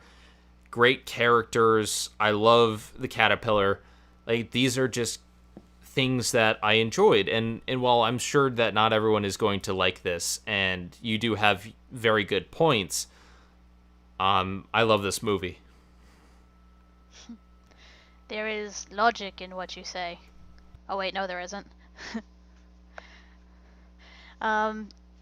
Yeah, I guess I can see now why you'd like it a little more than I can. I mean, I'm not saying I'm the most logical person in the world, but I do value structure, and a world that insane, I would probably go insane myself. That's the only reason why I had it a little lower on the list than you did. I work on organized chaos. You've seen the way I edit things. You're a mad woman. You're crazy, Zen. You're crazy! That's something that you say a lot, but it's true. I'm currently working on a 2-hour long, in-depth analysis of Tokyo Drift, and while I'm pretty much gonna be done for Monday, I'm crazy because I have no idea how this is going to render out. Like, it takes 3 hours for a podcast to render. Well, you have fun with that. We'll be off on the side pointing and laughing at you. Now, what was your number 5, Kat? Mine was the Shaggy Dog. Okay. How could I not? That driving scene alone just makes the movie. And granted, that's not to say the rest of it was bad. Like, it had its good points, most definitely. Of course, as we said, it was bogged down by the stereotypical like teen adventures, and the fact that they don't care about resolving the curse at all, and then they add in that whole like conflict with the communists, and it just that shit that doesn't matter. Just jump straight to the dog stuff, and there you have your perfect movie. like I was so surprised with how much I love this movie too. I said I could just watch that ending scene over and over again. I am gonna save my thoughts for later because I have that higher on the list, which is something that has become a recurring thing. But I will say this: the Shaggy Dog gave us something that that really I thought was one of our best gags. Eric at the chalkboard, and a lot of people really seem to like that. I had so much fun that I had to put it in the Shaggy Dog for 2006 as well. And what you came up with, Eric, with that, it's just Shaggy Dog 2006 equals Christmas. Like, this was great. So the Shaggy Dog gave us that, and in a podcast where we don't usually appear on camera, this has been a nice experiment that people seem to like. We may bring that back in a little bit, kind of like our recurring gags. I just don't want to beat it into the ground. Like we'll do it when it's appropriate. Exactly. Mm-hmm. Fun fact for you guys. The whole thing with the second time around with the writing and stuff on the chalkboard, that's actually a reference to Nightmare Before Christmas, because I was trying to copy the chalkboard writing that Jack Skellington writes in the movie, where he's trying to use the scientific method to understand Christmas. So that's why I try to match the formula as much as I could. So I just kind of did that as an Easter egg. Interesting fact number 2. In the bloopers, those were my green beans that were ready.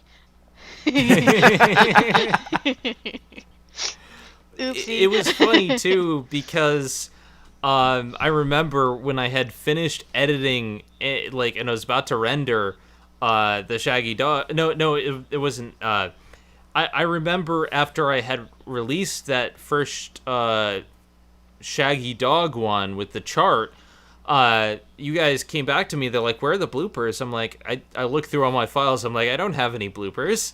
And they showed me, oh, we have this green bean scene. So I had to include that in the 2006 one. So that was actually technically from Return of the Shaggy Dog, which you can probably tell because they're two different cameras. But I gotta admit, Eric, your phone camera is actually really good. Yeah, really. Right. So that was your number 5. I'm gonna wait to say more about Shaggy Dog till I get to it. My number 4 was Cinderella. I am a little bit biased in this because Cinderella was one of the first films I've ever seen. I know it by heart. I love it to death. Are there problems? Yes. It hasn't aged that well, but I think it's one of the animated films of this decade that's aged better than any of the others. It has a lot of charm to it. It has a lot of great songs. It's not as good as Cinderella 3, which is something I never thought I'd ever say, but it is still a great film, and I think it's underrated. A lot of people like to say that Cinderella doesn't have any agency and that she just waits for stuff to happen, but the difference between her and Snow White is that she actively seeks for ways out. She has friends that help her get out of this bad situation, and when she's presented with an opportunity, she fights for it, and that's the big difference. Yeah, I can agree with you there. In terms of like the early passive Disney princesses, Cinderella definitely has the most like personality out of like all of them. At least she has like her funny moments, and I do want to say she's a bit more active. Like, I mean, granted, she still has, outside help, a lot of outside help, but, at least she goes and gets what she wants rather than sitting around waiting for them to come to her. at least until the end, anyway. But yeah, like as you said, like everything else about it, everything else about it is pretty good. From the art style to the music, and even the mice, I guess, are cute. The mice are fun, even though I do think they take up an unfortunate amount of time in the film, and they really don't need to. Oh yeah, and Bibbidi Bobbidi Boo. Yeah, I can agree with you there. It to me, Cinderella just represents they found something that worked really, really well, and to be honest, they weren't able to really replicate it with some of the other films. It almost feels like they took Snow White and made it 10 times better. Which is to say, like, it's not as great an animation style as Snow White, I don't think, but it's like they did a lot better with the heroine, and I just enjoy this film. I am biased, but I love this film. Eric, Cinderella. Cinderella, Cinderella, night and day, Cinderella. Sorry. It's funny because I was just thinking, you guys didn't cover the Cinderella remake that came out 2 years ago, something like that. Because I think at the time it didn't come out yet. Yeah, we didn't. I think I covered it briefly in my end of the year retrospective that I usually do of the movies that I see, but I think that's the closest thing we've done. At the time we covered Cinderella, I believe that was 3 or 4 years ago, and then there was a period in which we had a hiatus, and we came back, and it's a shame because we didn't expect this whole live action boom to come. Mm-hmm. But we are gonna have to cover it. Oh At yeah, some no point. doubt. Eventually. That's something we're gonna have to talk about. For those of you who don't know, the next thing that we're doing is Elseworlds month, and we're covering a bunch of non-Disney adaptations of Snow White and different interpretations. See if that's gonna work. But maybe after we finish that, I don't know. I don't want to get too far behind in our own timeline because I want to delve into the 60s, and there's so much that we have to cover. But we will have to cover the Cinderella remake at some point. Of course. Well said, we shall get to it. We're, like, heck, we might even, like, if, like, say, an anniversary of the premiere of Cinderella comes out or something, maybe we'll do it then. We'll see. We'll get to that. Eventually. Eventually. So what was your number 4, Kat? Mine was 20,000 Leagues Under the Sea. So, I was definitely surprised at how much I enjoyed this movie because I actually had not read the book or seen anything else related to it at all before we watched it. And yeah, like I could see why a lot of people praise it as being like the ultimate high sea adventures. Like, that squid scene, man, is just so awesome. Like, you forget that it's actually like fake, and the fact that they were able to like film it in the dark with like all the high winds and everything, like it just looks so cool. And then of course you have the underwater scenes, which they don't hold up quite as well as they did back then, but it's still cool to look at. And then you have the dubious character of Captain Nemo, and like you can't tell if he's a good guy or a bad guy, but he's like really fascinating to watch. And then, of course, you have Kurt Dulles, and he's just a delight. And I love his song. I still sing that song every now and again. It's just so jaunty. I'm going to be saying it again, but I'm going to have to save my thoughts for when I get to it on my list. Because I had it higher. But what I will say is that this is a great film. It's one that really needs to be watched by a lot of people again. And you're right, it is very jaunty. And there's a seal in the movie. Seals are cute. I like seals. Eric?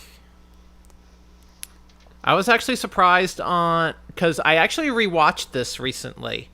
Because, I mean, I haven't seen it since I was like maybe since I was like 14, because I mean I used to watch. I think I used to watch it all the time when I was a kid. I mean I never, and at the time I didn't pay too much attention to the story as so much I was paying attention to everything else.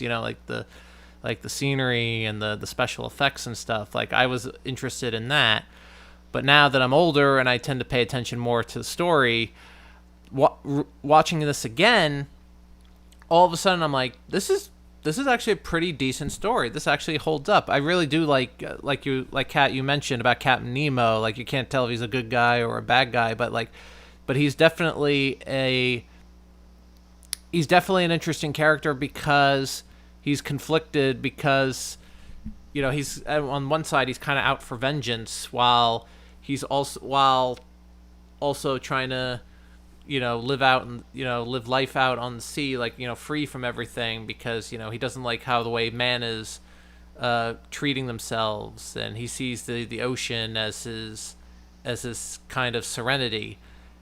And the effects, they still hold up to this day. I think, if I'm correct, it won the Academy Award for Best Visual Effects that year. Yes, it did. Yes. Mm-hmm. So, and rightfully so, because I mean, even with all like the animatronics and stuff, it's still pretty good for early 50s. Now it is my turn to talk about the Shaggy Dog. The Shaggy Dog is my number 3. Not just because this film is great, but of what it eventually became for our show. First of all, just talking about the movie itself, we did say that there are problems in a lot of the first half of the movie, but all those go away when you see the dog driving the car and stealing another car, and the cop saying, "Oh my God, there's Shaggy Dog." There's so many great things that happen when the Shaggy Dog is, on screen, and so the film alone is great. But I like it for what it eventually became, because the Shaggy DA is amazing, and if the Shaggy Dog hadn't come out and experimented, we wouldn't get the Shaggy DA, and if we didn't have the Shaggy DA, honestly, our Shaggy Dog retrospective would not be the same. Like, this started a lot of things, and honestly, I'm so grateful. Dog driving a car, dog punching someone in the face, dog on rollerblades, and dog using a newspaper and a trench coat and a hat. Like, these things will stick with our show. I refuse to let them die, because these are things that the world needs to see. Agreed. You guys already said quite a bit about the Shaggy Dog, so I don't want to let us go on for too much longer, but this has been a special part for me in our show. In the history of the Disney debate, I think the Shaggy Dog is legitimately the most fun I've had making this show and editing this show and just working and talking about such things, because it is just that much fun of a film. In general, the joviality of this movie and in the marathon in general, we experimented, and it just paid off, and I'm so happy with the way it turned out. Shaggy Dog Month has been so much fun, even though it ended on that bad note. But like, still, I cannot thank this film, this franchise enough, because I went into it without knowing anything, and I came out with so much. I came out stronger. So, yeah. The Shaggy Dog will return one day. But not like the movie. No, he will return, and he will be much better than he once was. He will return to his roots, and he will be funny again.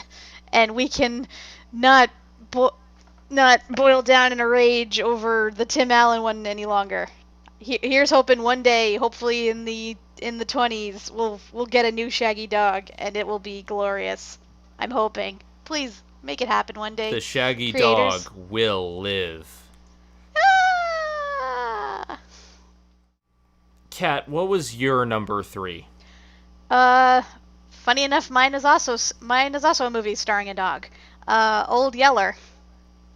So, Yeah, I was surprised at how much I liked this one. I was actually afraid going into this because I know the ultimate ending of it, and I hate going into a movie knowing that a character is gonna die because it's like, well, why would you even get attached to them then? They're just gonna die and they're gonna break your heart, assuming that they're a well-written character. But I'm like, you know what? I gotta do this. Let's see what this movie's about. It's so infamous, and it is honestly one of the best movies Disney has done. It is also the best like a boy and his dog story. Like it is the definition of a boy and his dog story. Like you feel like you get so attached to Old Yeller and you get so attached to his owner and the whole family, well except for Arliss. And just seeing how they live their lives and how Old Yeller like makes things better for them and they make things better for him, and then it just, oh god, it nails you on the nards with what happens to him at the end, like big time. Like I hadn't cried during a Disney film for so long until I saw that. I mean, oh god. But I mean, despite its sad ending, I still think it is definitely one of their best. And I will not hesitate to watch it again despite knowing what happens, and I'll probably cry again too. But yeah, Old Yeller is best. Like, good dog. Um, I'm going to reserve judgment until we get to it on my list. It's higher on the list. I think we can figure out what his top 3 is. Spoilers. Well, you already know number 3. Eric, did you want to wait until I bring it up on my list, or do you want to talk about Old Yeller now? I'll talk about Old Yeller a little bit. It is the first the movie you think of when you think, a boy and his dog. It is quintessentially the first thing, and it's very iconic. It's funny because I was just thinking this, like that one episode of Animaniacs where Slappy takes Skippy to see the deer that played Bumby's mom, and at the very end they're on a plane and they're watching a movie and they're watching and they're basically watching Old Yeller. Old Yellow. So Old Yellow, and then it's the point where we're about to shoot they shoot the dog, and then Skippy gets all upset again, and I'm just like, oh yeah, that classic, yep, that classic Disney, and so they go after Disney twice. Damn it, Disney, you're tearing me apart. But it's still one of those quintessential movies that I think, even growing up in childhood, it's one of those things you experience is you watch Bambi, you see Bambi's mom get shot, and then you see Old Yeller get shot. Everyone betray me. I fed up with these guns. Oh, hi, Mark. I'm gonna go hang out with Davy Crockett, huh? Disney kills everything we love. I know. Why? Why does it insist on ripping at our hearts over and over again? And why do we keep coming back for more? This is a horrible, sadomasochist relationship we have going on here. This is a horrible vacation. My number 2 for the 1950s is 20,000 Leagues Under the Sea. It was such a big surprise because I read the book. I love the book. I love this concept, and I've heard tales about it. I've heard tales about, this big story and what an impact this movie has had. And I saw it, I'm like, oh my god, the effects still hold up. The effects are actually really well done. But the actors are really what really sells it for me, because the entire time I was engaged with everyone. Kirk Douglas, oh my god, perfect. Just perfect. It's good. Are you eating him? Stop eating people, Zen. I give him a 10 out of 10. No, no, it's like just everything in this film works so well. sometimes it's a little bit cheesy, yes, but honestly, it has this joviality and energy behind it that there's nothing I can dislike about this film. It's really just wonderful. I love the music. I love the seal. I love the villain. And I love how the villain isn't completely a villain. And for Disney to do something like that, they never usually tackle a villain that's as complex as this. And you sometimes side with him. And it's just, I think it's a fantastic film that gets underrated in modern culture. And I think more people really need to see 20,000 Leagues Under the Sea. I completely agree with you there. Like, I don't want to jinx myself because I have a feeling the plot fairies will hear me and they'll do something horrible. But I wouldn't mind seeing this remade now, especially with, like, you know, the technology and stuff we have. Like, because honestly, we haven't had like a 20,000 Leagues like movie, like, not within like recent time, and it's a shame because it's a good sea adventure. And I think if they stayed in the same spirit that the original was, like, it could be great, and then it would expose more people to the original. Like, I mean, I'm pretty certain Disney would fuck it up in some way by adding some other mystical or sci-fi element to it, but I don't know. I think it'd be worth a shot. And I don't know what you guys think. It's funny you mentioned that because I thought the same thing too as I was rewatching it. I'm just like, how come Disney hasn't put this on the docket of all their other remakes that they're doing? Well, right now they're trying to remake all their animated stuff, but I mean, as far as other Disney live action remakes go, I'm surprised they haven't gotten to this one yet. You know what I think it is? I think they want to do Little Mermaid first because, you know, with all the underwater effects and stuff, like, they probably want to do that first, and then if that does well, that could open the door to a 20,000 Leagues remake.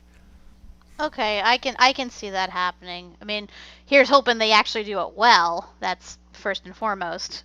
Because I think it would be cool if they could, like, bring back the 2,000 Leagues ride, you know, with the submarine going under the water. I think that would be pretty cool. I wouldn't mind a remake. I think more people need to hear of it because, to be honest, I'm not sure how many people even have heard of 20,000 Leagues Under the Sea in this generation. Because we obviously grew up with it. It was common knowledge, but we didn't see the film. And now the next generation are probably going to go into it and not even know what it is. Which is a shame. Hmm. But that's why we're here. But yeah, I'm here to say that 20,000 Leagues Under the Sea is my second favorite film of this decade. What is your number 2? Sleeping Beauty. And yes, I know that's a surprise given that, you know, it's not among exactly my favorite film, but out of everything we've seen so far, I like it if only for one reason. Motherfucking Maleficent. Because honestly, she was my first villain that I really liked. Because I mean, I was, like I said, I was a chicken shit kid back in the day, but I loved her style. I loved her demeanor. I loved how she turned into a dragon. I just totally loved her. Like, she was my villain, and like, I wish the movie, like, had a good balance of, like, her and of an Aurora with personality. You know, like, that way they could be, like, actual adversaries instead of, you know, shoehorning in the prince to do, basically have the fairies, like, hold his hand. But yeah, like I said, I really do like this film. Like, I probably rewatch it a lot more than all the other stuff that I've mentioned so far. And, you know, sometimes a villain just makes a film, and that is this film for me. This is my villain film. Better than the fucking remake that we talked about. I can understand that. I do still have my problems, but I will agree that Maleficent does make this film. I mean, she's the goddamn mistress of all evil. Hell yeah. She summons all the fires of hell and... Of hell! And, yeah, that's the reason why Maleficent is such a big letdown and such a hated thing for us, because the original film has its problems, and I acknowledge them a lot more than you do, I think, but I think we can both agree that Maleficent did not deserve this, and a movie specifically about her, reducing her to something like that is really bad, and that's a shame. I can totally see your points. I'm not going to completely agree, but yeah, Maleficent is badass. Yeah, it's like I said, that's why I hated the remake so much, because you take all the good stuff and just downplay it and try to make her sympathetic. Bitch, she's not supposed to be sympathetic. She's fucking evil. Just let her be evil. Show her being gloriously evil. Why don't films do that anymore? Like, don't get me wrong. I like complex villains. I like those that have a strict moral code and have a tendency toward good while they're doing bad. But sometimes you just need the gloriously evil ones. That's you need that adversary. You need the awesomeness of it. And that's what this movie gives me, and that's why it's my number 2. All right, before we move on to our number ones, Eric, do you have anything to add to that? Nothing too much that I haven't already said about Sleeping Beauty already. Yes, Maleficent is so deliciously evil. I like saying that for villains that I really, really, really like. She does really stand out, and in a lot of ways she kind of steals the show. So it's one of the other reasons I think I will enjoy Sleeping Beauty is because of her. With that being said, we're gonna give our number ones, me and Kat, and then I will give Eric the floor to give his top 5, and then we're gonna close us out. We've been talking for quite a bit, but this has been an interesting discussion so far. My number 1 is Old Yeller. I mean, that's pretty obvious at this point, but the thing is, I had never seen it before. Like a lot of the films that we cover for Disney, I had no preconceived notions, aside from the fact that I knew the dog died, and I knew it was a boy and his dog story. But despite knowing what was going to happen, they still managed to make me cry at the end, and they still managed to make me attached to the kid and his dog. And, despite Arliss, he's barely in the film, so I can ignore his character. In general, I think this is the best live-action film of the decade, but just it was such a huge surprise, and I know it shouldn't have been because it's considered a classic, but I generally don't like Boy and His Dog stories, but this really stuck with me, and the emotion, the ending, like the fact that, it had a very sad ending, and he kind of had to deal with that, and that was part of becoming a man, and that end speech by Fess Parker, him just saying, like, this is part of growing up. And I think that's something we all need. We all need to understand that sometimes the world is just going to be cruel. Sometimes things happen and it's horrible. It happens, but we got to move on. And it's going to take time, and it's okay to take your time. But you have to move on. And I love that ending so damn much because of the buildup and because they set it up so damn well with everything up until this point. You thought that Yeller could never be stopped by anything, and then that ending, and it just, to me, this is the quintessential Boy and His Dog film, and this is the one Disney film that I thought I was not going to like, even though it was a classic, but I ended up loving. So, yeah, Old Yeller, it's a fantastic film. One of my favorite episodes to record. Savage Sam does not exist. Zen out. Pretty much. I totally agree. With everything you said, not just the Savage Sam part, but everything else you said about the movie. Is that even though I will never enjoy it to that degree because, again, a dog dies in it, but I understand what you're saying. The message about growing up, learning to accept that life sucks, and moving on and growing from it, yeah, that's perfect. That sums up the movie as a whole. So you definitely nailed it on the head right there. All right. I know Eric said his piece on Old Yeller earlier. So, Kat, why don't you give us your number one, and then when we're done with that, we're going to move on to Eric.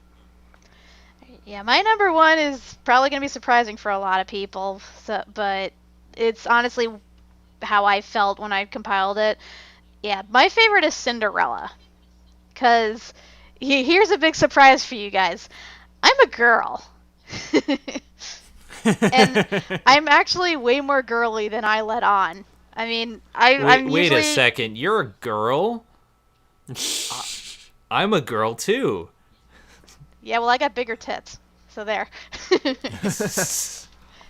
But yeah, like with Cinderella, like for me, this is the movie out of everything on this list that I rewatch the most. I watched it a lot as a little kid, and like for me, like I know a lot of people give this movie shit, for promoting like anti-feminist ideas supposedly, and like being passive and demure and waiting for your happy ending and relying on your fairy godmother and your talking mice and yada yada yada yada. For me, Cinderella honestly is wish fulfillment. Like you can easily like put yourself in Cinderella's position and just imagine yourself, working so hard, going like struggling for so long and hoping that you will eventually get the fruits of your labor. And the fruits of your labor is, wearing a big pretty ball gown, finally becoming beautiful, having everyone look upon you and admire you, and finding the love of your life. Like for me, that was my wish fulfillment. Granted, my goals have changed drastically since then, but it kind of, set up what I wanted in life. I wanted to be able to work hard. I wanted to be kind to people. I wanted to, eventually have something come of everything that I tried to accomplish. And I wanted to one day, transform and be a pretty, pretty princess. And, in some respects, I actually have become that way. So, and with Cinderella, like I watch it now and as an adult, and I still feel giddy. Like I love the scene where where the fairy godmother transforms her, and I love the scene where she walks into the ballroom and she dances with the prince, and even to some respects, I actually do kind of like the mice and the wicked step family. They have their moments, but I don't know. I just like it's the self-insert fanfic pretty much, but it's a very well done one. And I guess what I'm saying is that, yeah, I'm a Disney princess, and I like my quintessential Disney princess film. Because for me, that was kind of the standard I held it to for a while, up until the Disney Renaissance. And, yeah, pretty much I want to be Cinderella. And I got to be Cinderella when I got married. So yeah, my dream came true with that. And I will always look upon this film fondly for that. I can completely understand that. I mean, first of all, you looked fantastic in your wedding gown, and kudos to you. And I can understand, wanting to feel pretty and to be looked at as this pretty princess. And I think that, that is why the Disney princesses worked so well. But also I can understand it on a different note. And this is something that I haven't really said on my show, and I am going to make an official announcement video of it like at some point. But for the past 6 months now, I've been in the middle of transitioning. I am a trans female. And, I mean, I can completely understand wanting to look pretty, and I think, I look so much better the way I am now than I ever did before. And I can, when I was at your wedding wearing a dress for the first time, like that is something that I felt so much better, and I completely understand that mindset now. So, I mean, this is something that I'm going to go into later on my channel, and I'll make a video and whatever. I don't want to take up too much of this podcast, but yeah. So I can understand those reasons. Yeah. I mean, sorry I rambled a bit with that. It's just that's always how it made me feel. But, that aside, I do think the film is very well made. It's among Disney's best, and it was important because, it like Disney would have went down the drain, in terms of their animation if it wasn't for the success of Cinderella. So it was definitely an important film, and and for as much shit as people give it, if it wasn't for Cinderella, we wouldn't have some of our better princess films now. So yeah, all you haters out there, you owe your Moanas and your Rapunzels and your Tianas and your Ariels and Jasmines to Cinderella. So show respect, y'all. Seriously. Yeah. All right. It is now Eric's time. It is Eric's time now, as the Goonies would say. So, Eric, give us your top films of this decade. Go. All right, real quick rundown. My number 5 is actually Peter Pan, because mostly for a lot of the reasons that I've explained, as well as the fact that I just kind of like Peter Pan in general. I mean, granted, like I said before, I would rather see Hook than this one, but the Disney version is actually pretty good. My number 4 is Alice in Wonderland, because I really like Alice. I really like Alice in Wonderland. I always liked the world. I always seem to myself quoting it from time to time. My number 3 is Davy Crockett. Really? It does come off, huh? I was gonna say, really? That's a Yeah. Well, because this one I actually enjoyed quite a bit. I mean, it's campy a bit here and there, but overall, I like Fess Parker's performance. It's probably his best performance out of all the other Disney films, except apart from Old Yeller. But Old Yeller, his performance in that one was very brief. Like, he was only in the beginning and in the ending of the film. But with Davy Crockett, that's the one that really. That's the one he's most known for. That's the one that I really like him in. My number 2 is 20,000 Leagues Under the Sea. Because after rewatching this, I'm like, this holds up way better than I thought it was going to. The story was actually really good, and the visuals, they still hold up to this day. So, and like we've said before, why hasn't Disney gotten around to it? I think they're going to. They're just waiting on the right director or something. My number 1 is actually Old Yeller.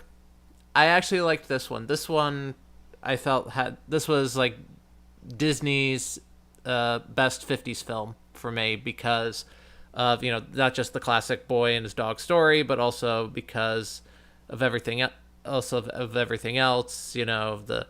the stuff they did with the dog, as well as the acting, except for Arliss. But it's the one that it had the most emotional impact, and that's what I liked about it, is how much I was able to take away from this. I give your list a 5 out of 5. Well, it was a list of 5. So wasn't that redundant? Quiet you.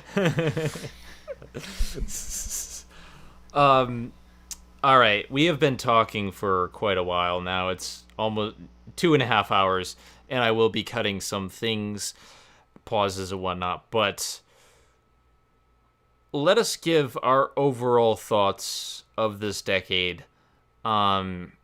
Briefly, and then we'll close this out. Like I said before, the 50s was really where Disney's live-action stuff started to get going. Hopefully, in the next decade, we'll see that they really start to hit their stride with a lot of the 60s stuff that we're going to get into. But overall here, I mean, there was a bit of some mediocre stuff here and there, but there was still some good animated films, stuff like Sleeping Beauty and Peter Pan.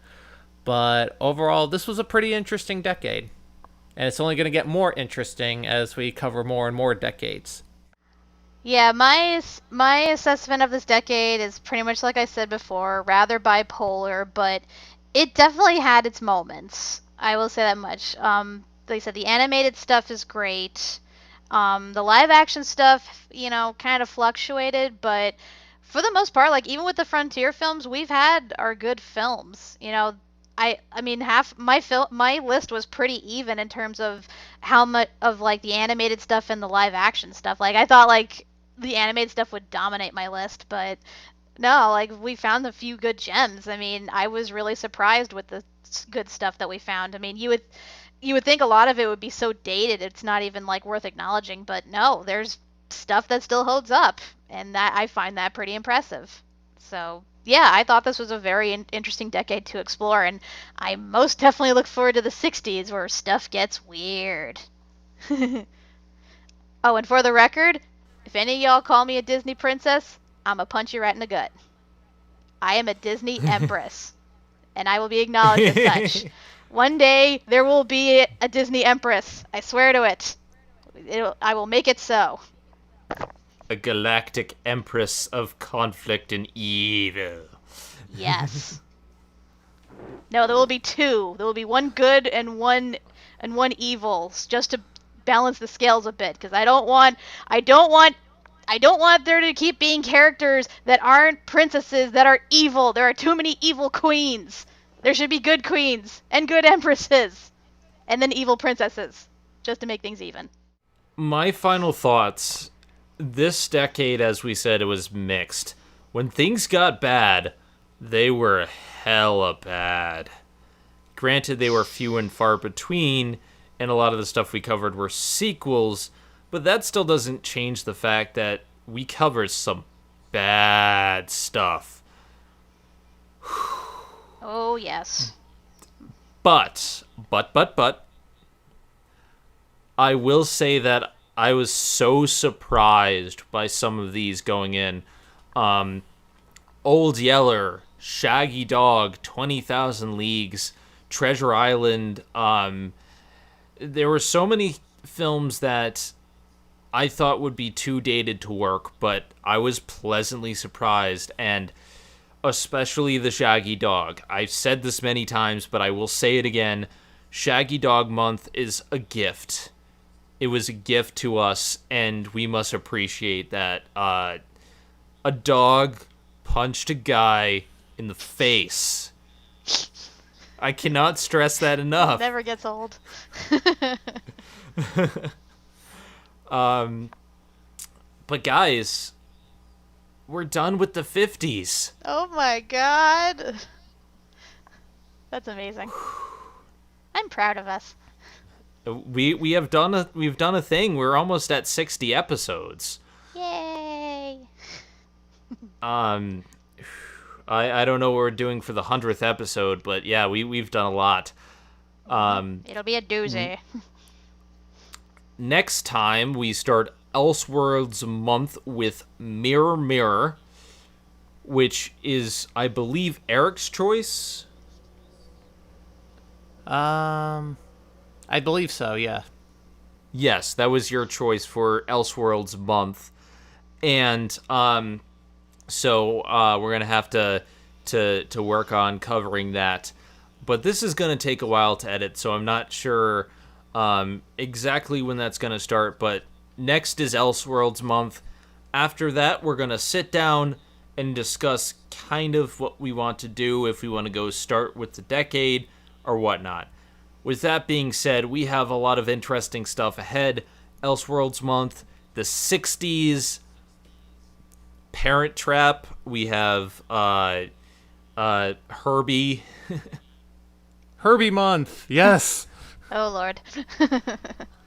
Herbie's gonna be a fun one. And hopefully Herbie is as good as the Shaggy Dog, because I've never seen a Herbie film.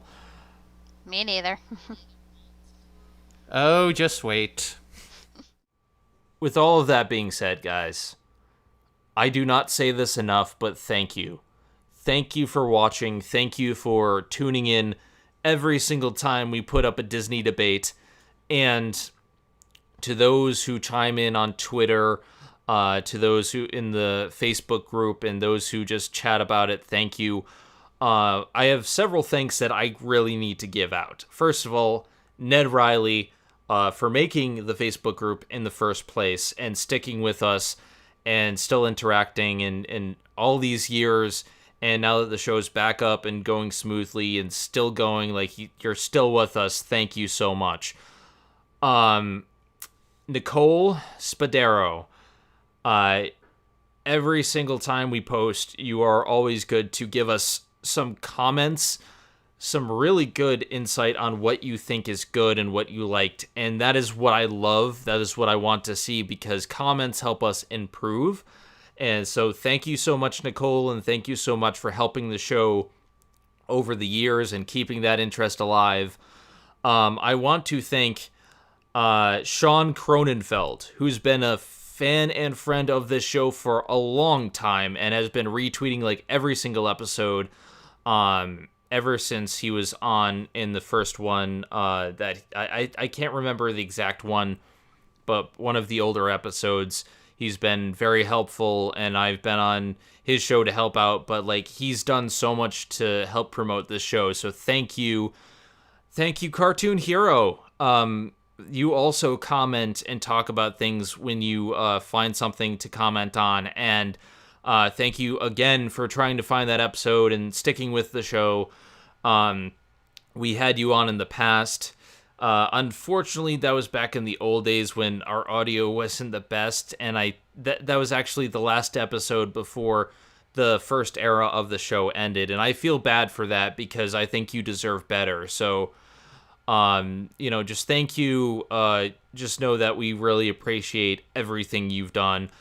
And to all of my friends and fans on Twitter who keeps retweeting and boosting the show, because this isn't the most well-known thing that I do, but like people like Ari and people from the Dub Talk podcast, which I guest on, and just everyone who helps out, I really do so much appreciate. I want to thank all of the fans out there for keeping this show alive and getting us from the double digits that we were doing a while back to now 300, 500 views an episode. Old Yeller is now past 700. Like, you guys are watching the show, and you're the reason why we make this. But above all, I want to thank my co-hosts, Kat and Eric, for putting up with me, for putting in the time and the effort, for letting me know when I'm overworking myself and when I'm being crazy. Naturally. And just for sticking by me throughout the years. So thank you guys. Now, Kat, I know you had something you want to say, so the floor is yours. Well, first of all, thank you. It's good to be appreciated. I wanted to do one final shout out to my husband, Doug McBarry, because not only does he tolerate my Disney obsession, but he actually embraces it. And in fact, he's actually watched a good number of the films we have and has helped with commentary and jokes and whatnot. And hopefully one day we can get him on our show, and he can, because I know he has a few favorites that he definitely wants to do. So yes, thank you, hubby. Thank you for putting up with my insanity. Yes, thank you very much, Doug. Without your support and behind the scenes, slapping me in the face on certain things, and like you guys don't even know, but he's kind of the guy who helps us out behind the scenes, and I do bring it to attention, but like he is another backbone of the show, and so I appreciate that. Eric, do you have anyone you would like to thank? I just really would like to thank all the fans who, after when we brought the show back and I came on, how they were able to embrace me and be able to support and be very supportive of me while being part of this show, and now being full member of this ensemble here. And I really like how people have been taking, and also the the video stuff that I recently just done. I really glad that went very well. I always actually wanted to use that chalkboard in one of my videos for so long, and now I finally got to use it. Yay. So, but serious, but thank you to everyone for taking for taking me in and being able to share my thoughts with everyone. Aw. We love you too, tall man. As I said earlier, and in the bloopers, we are all hugs. This is a hug environment. We are not going anywhere. We have been here for 57 episodes, and we are going to stick around past 100. So thank you guys. Keep watching in the future. We have a lot of big things planned. As always, we're going to try to keep to that every other week schedule, but sometimes things do happen, and if they get pushed back, they get pushed back. But just so you guys know, we're always doing things with you in mind. We want to put out a good product for you, so we appreciate your patience in any of those times. And thank you for watching again. I'm Zenith Rule. I'm Kat MacBerry. I'm Eric Y2 Staller. And this is the Disney Debate. We may not always agree, but we can always remember one very crucial thing. A dog punched someone in the face. That is all. Good night, everybody. TTFN, ta-ta for now.